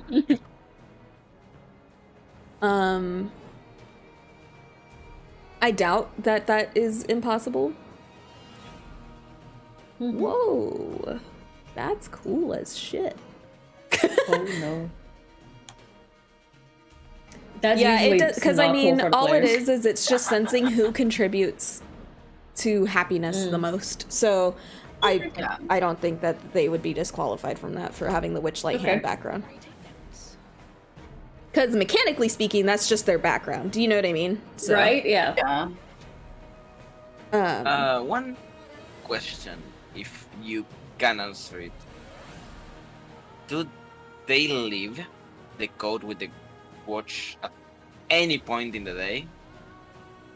Or are they like He's always? pretty possessive of it. I'm pretty sure he's always wearing it. I mean, if it's something that's important enough that it keeps the carnival going. Yeah, I guess as much, but And now that his helmet is off, the squirrel is on the top of his head, just hanging out there. Of He's course like it is. curled up sleeping during this whole conversation. You just see a tail twitch here and there. And apart from the watch, do you think there's any other way that we could, influence or Well, make them say something? the thing is, like I said, they know more than they're letting on. And I don't think that someone who knows more about this situation and does nothing to stop it will be motivated very easily. And I don't that want to makes sense. see them hurt. That's very kind But of we you. don't know that they're doing nothing. They might be trying to. They could be, okay, fight Cat, whatever but this is, and we just don't know. Yet. they could be, yeah, and he's like, yeah, they could be protecting us from something worse. I don't know, but I just wish they would tell us more. Or do more if they can. We'll try our best. Oh. So let me get this straight. You found the randomest group of people to help with a cause that is so important that you're keeping it a secret from basically everyone else. And Well, you trust I us mean, enough to I know Cylvara and Riv, and your friend was good enough to attract their attention. And he was good enough that my squirrel pretty much forced him to pet him. So, you all can't be that bad. And you're here, right? We'll do our best. Your poetry, man, Yeah. it needs work. Getting called Like, out. the whole carnival knows about it already. Like, it's There's just just all of the these day. callbacks. Oh my god. I love how, like, because you're using a VTuber, he just looks like he's so displeased with being told off about his poetry for the 5th time. It's so good. Imagine poetry one more fucking time. Right? But yeah, that's basically what he tells you. And I am basically just privately curious this whole time about how this relates to the other things that we've been learning about. Right. You know, we're here to find the lady Zabilna, but we're also here to figure out what the carnival horses, what are they called? Carousel horses told us, and then we find out this too. Like, is it all connected? Right? What's going on? The goddamn Mystery Feywild. and intrigue. The Feywild, man. It's wild. The Bewalden! We're not even there yet. I know. I know. Well, how can we make sure that one of us get crowned as the monarch? Should we go and perform more, or like tell jokes? I mean, how do we make sure that one of us has that place?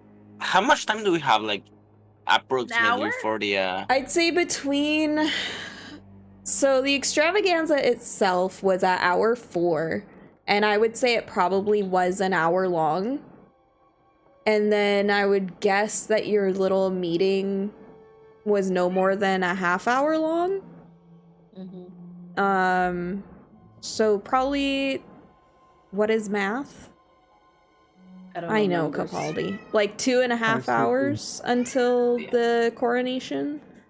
Okay. So, if they are still in their not tent, but in their basically their stuff. in their carriage, I can probably go and like try to get some information on whatever they're speaking about. Can we get to the staff area? Oh, you want to go back in there? I probably could, but it's gonna last an hour.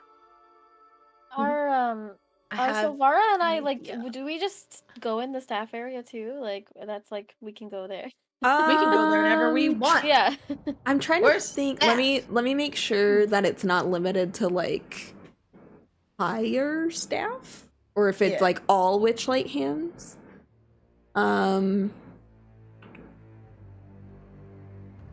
Yeah, because if that works, then I can flirt with Mr. Lloyd to distract him while Riv can sneak in and steal the watch from his jacket, because I'm okay to make that sacrifice. So I'm okay with that.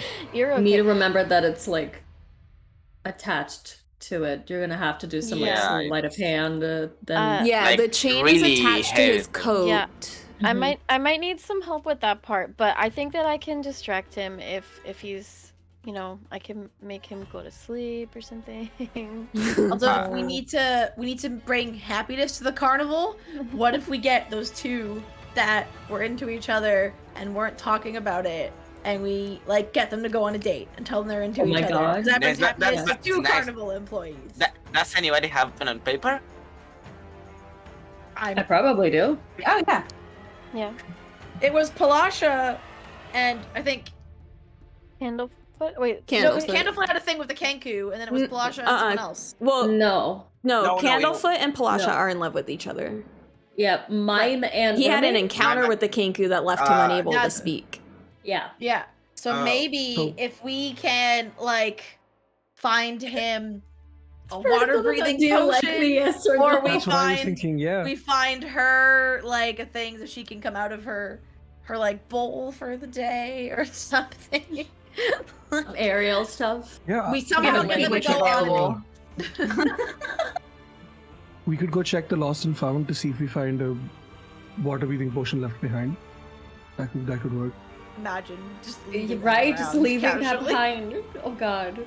But like, what if we just bring them together with the paper? Well, no, then he would only be able to.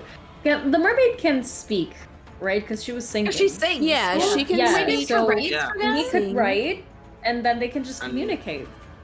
We'll bring him a slate like chalkboard that he can use, and then we'll put some like candles around her bowl or something. Yeah. We'll set up like a romantic scene and a date, and we'll find the Calliope. We'll find the Calliope Does anyone know how to play like a special song? Yes. I mean, I also play an instrument, but I play a shawm, which is like D&D something in between an oboe and a clarinet, basically. It's like I a play a nice. pan. I also mean- play a lute.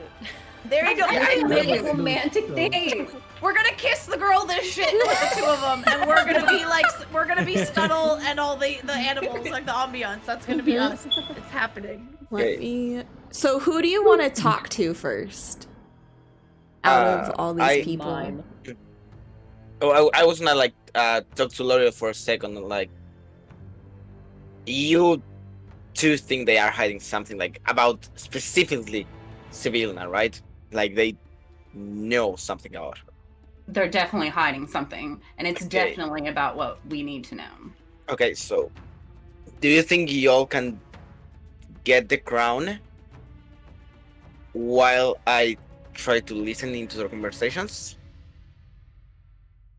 You mean the watch? I mean, I think he Oh, no, means no, no, no, the no, no. monarch Like- thing. Yeah, yeah. Oh, the yeah. monarch. like, Yeah, Be yeah, crowned the monarch. Okay. Yeah, we'll work. Yeah, Yeah, yeah. yeah. We'll The work watch on will be later. Okay. Operation date. Romantic date. All right. Yeah. Okay. Operation date. Well, you So- can go and eavesdrop.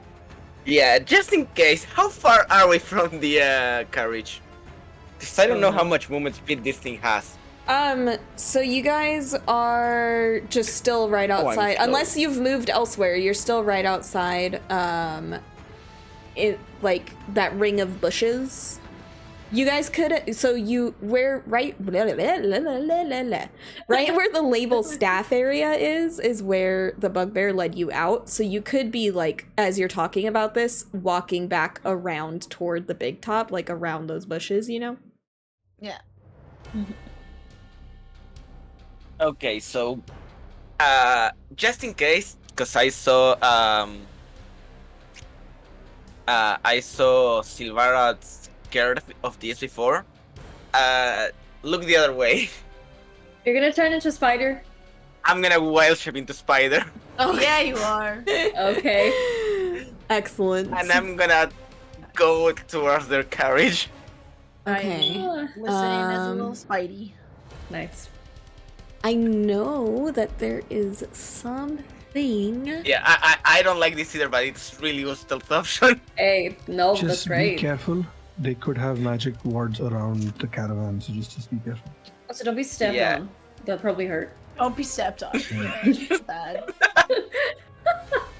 And if you do, make sure it's consensual. There you go. I didn't want to say it, but okay. Okay, so you sneak up to the thing? Yeah.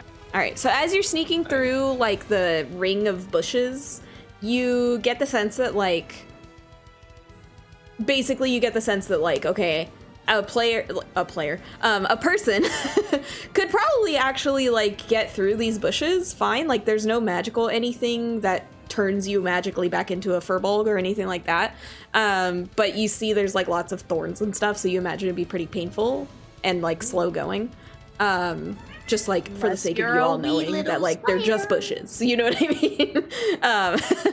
But yeah, so you get up to the wagon. You're a spider in grass. They're not gonna see you. Like, I never got why stealth checks were made for spiders, you know, because you're just a small little thing. So yeah, you make it to the wagon just fine. You're like on the underside of the steps, let's say, and you can hear two contrasting voices emanating from the wagon.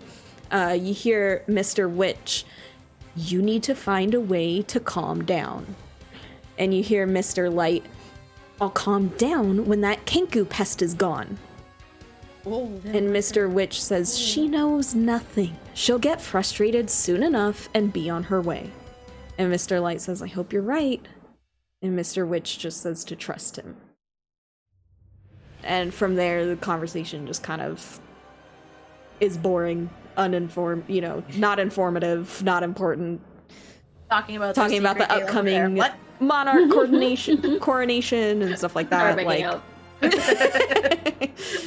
You know. But yeah, so Yeah, then after that's done, then I'm gonna go back and try to find the rest of the group. Meanwhile, the steps to our operation. First, my god. we raid the lost property thing to see if there's anything romantic, fun, or like we could use for ambiance or as something. And Step or a water two. breathing potion. Yes. Step 2, we get the Calliope player to join those of us who can play instruments. We get a whole band to serenade them on their date. And then step 3, I wanted to get food, but I don't know how she really eats food in her, like, normal food in the watery thing, so that's probably a poor choice. I guess step 3 is just we get him wherever her container is after we've set up our decorations. So lost property, there's no gift shop on this map, so I'm guessing there's nothing with I think the souvenirs are all like prizes, basically. Yeah, they're prizes. All right, well then But there has we'll to be just... flowers. And bear in somewhere mind, around, you like, guys could have gather like flowers. 2 hours, basically. Yeah, so until we'll raid the lost property thing for anything that we could find that could help, and then step 2, talk to Calliope player. Step 3, get Candlefoot to Fish Lady. Step 4, serenade. Didn't we talk to Fish Lady first? Because we're gonna be doing a bunch of stuff right outside her bowl. True. And just like You're just setting up all this stuff without even talking to her, and she's like, "What is going on?" Yes. It will be her space, and I feel like we should probably talk to her. Do Now- you know her personally? Like, have you? Yes, do yes, you? yes. Well, yeah, we know everyone that works here. The question is, do we tell her we're just doing this because we can't stand to see them pine for each other anymore and we just want to help? Or do we tell them we're doing this to aid our chance in becoming the monarch because we need leverage? Like, how in depth do we go? I think we just tell her I think just giving them a chance, just that. Just We that. love getting love. them closer. Yeah. I only asked about- because I don't think- Burley said she might be on our side in the whole trying to get Mr. Witch and Mr. Light to open up. But that's probably unnecessary. We just need to help two lovers find each other. And And about that perhaps if time is tomorrow they're when feeling better. Capo Lupo we would ask be getting him? back to you guys. Hopefully not as a spider anymore, because that would be Oh no, yeah, no. inconvenient. As soon as I like cross the bush, I'm bugging to fiddle. He can find us at I guess talking to Palasha as we go find her. Okay. And you know that that's like one of the places that they're gonna be. And she is over at the lake right now. Silver Song Lake. Which Also, she's we not need to at the zoom bowl. back She's out. in the lake. She is currently in the lake, yeah. Okay. Wait, that would be even better, I think. Then Lakeshore picnic, because then she can just Yeah, be that's like what I'm indoor and he thinking. can be right on the coast, on the and edge. she could eat. We could actually get food. We'll do So that if too. you We'll guys get want to food. like be on like that little dock that's there or something, and you'll Yeah, see let's there's talk to like her. gondola swans and stuff like that in the area. Oh, whoops. So, what else? Also, where does the mine usually stays in the Hall of Illusions, right? That he's the ticket taker for that, yeah. So it's far enough that he wouldn't see us. You would not see us setting up a whole there on the romantic beds. picnic. Okay. But yeah. So did you want to relay? I mean, obviously they all heard it, but canonically relay the information that you heard so that I was gonna the characters approach now Cylvara also know it. first. Yeah. I was gonna try and approach first Cylvara and ask like, what's the deal with the Kenko here? Like the ones that Sid was talking to earlier, and more of a pest than, you know, a valued member of the carnival, but yet also just accepted as a staple here. Although not as familiar as the rest of us. She hasn't been here as long, I believe. DM can correct me if I'm wrong. As the others. Wait, that's not the one that Sid was talking to, right? No, I said she's No, like that's them not. in The that Kenku vibe. They're is in that the they're one- the pests that no one likes, but we accept their presence. yeah. That's their why is shared it not trait. refreshing. Refresh, I say. The Kenku's the one that like pesters kind of everyone. Yeah. She is the one with like the little wings that she clearly made herself, because she does not have her own from being in the carnival or anything like that. Yeah, she tries to act like she works here. It's like, bitch, you don't work here. She Wouldn't she have wings already? Because she's a bird person? Well, yeah, but they're not fairy wings. Fairy. Come on. Okay, fair enough. Fair enough. Let me find her little thing. And this is what Cylvara would for sure know because Ellie would have told you. If I can find her card. Hello? Hello? There she is. She's so cute. So this is basically what Ellie told you about her, Laura.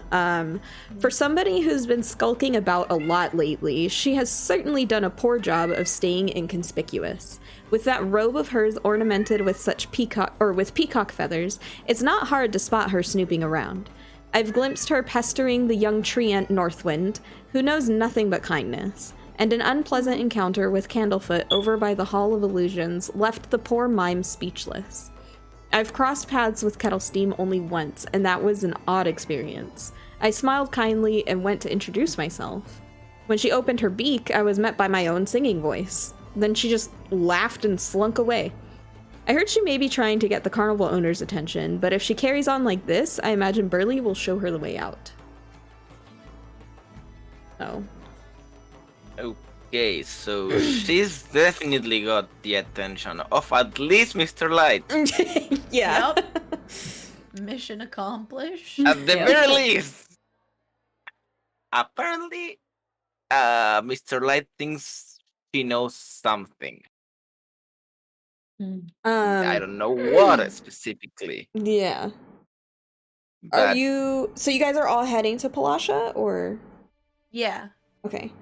Yeah. So, as you get there, mist gathers at the banks of a shimmering lake. Near its center, a mermaid lounges in a giant bowl, so she is still in a bowl for some reason. Oh, You know what I mean? I didn't think she was in the lake for some reason. Singing a glorious, haunting song that captivates specters on the lakeshore. In response, the lake water coalesces into magical sculptures that whirl around her as she performs. And this doesn't cost any ticket punches or anything to just enjoy her song, because of course everyone is able to just walk up to a lake.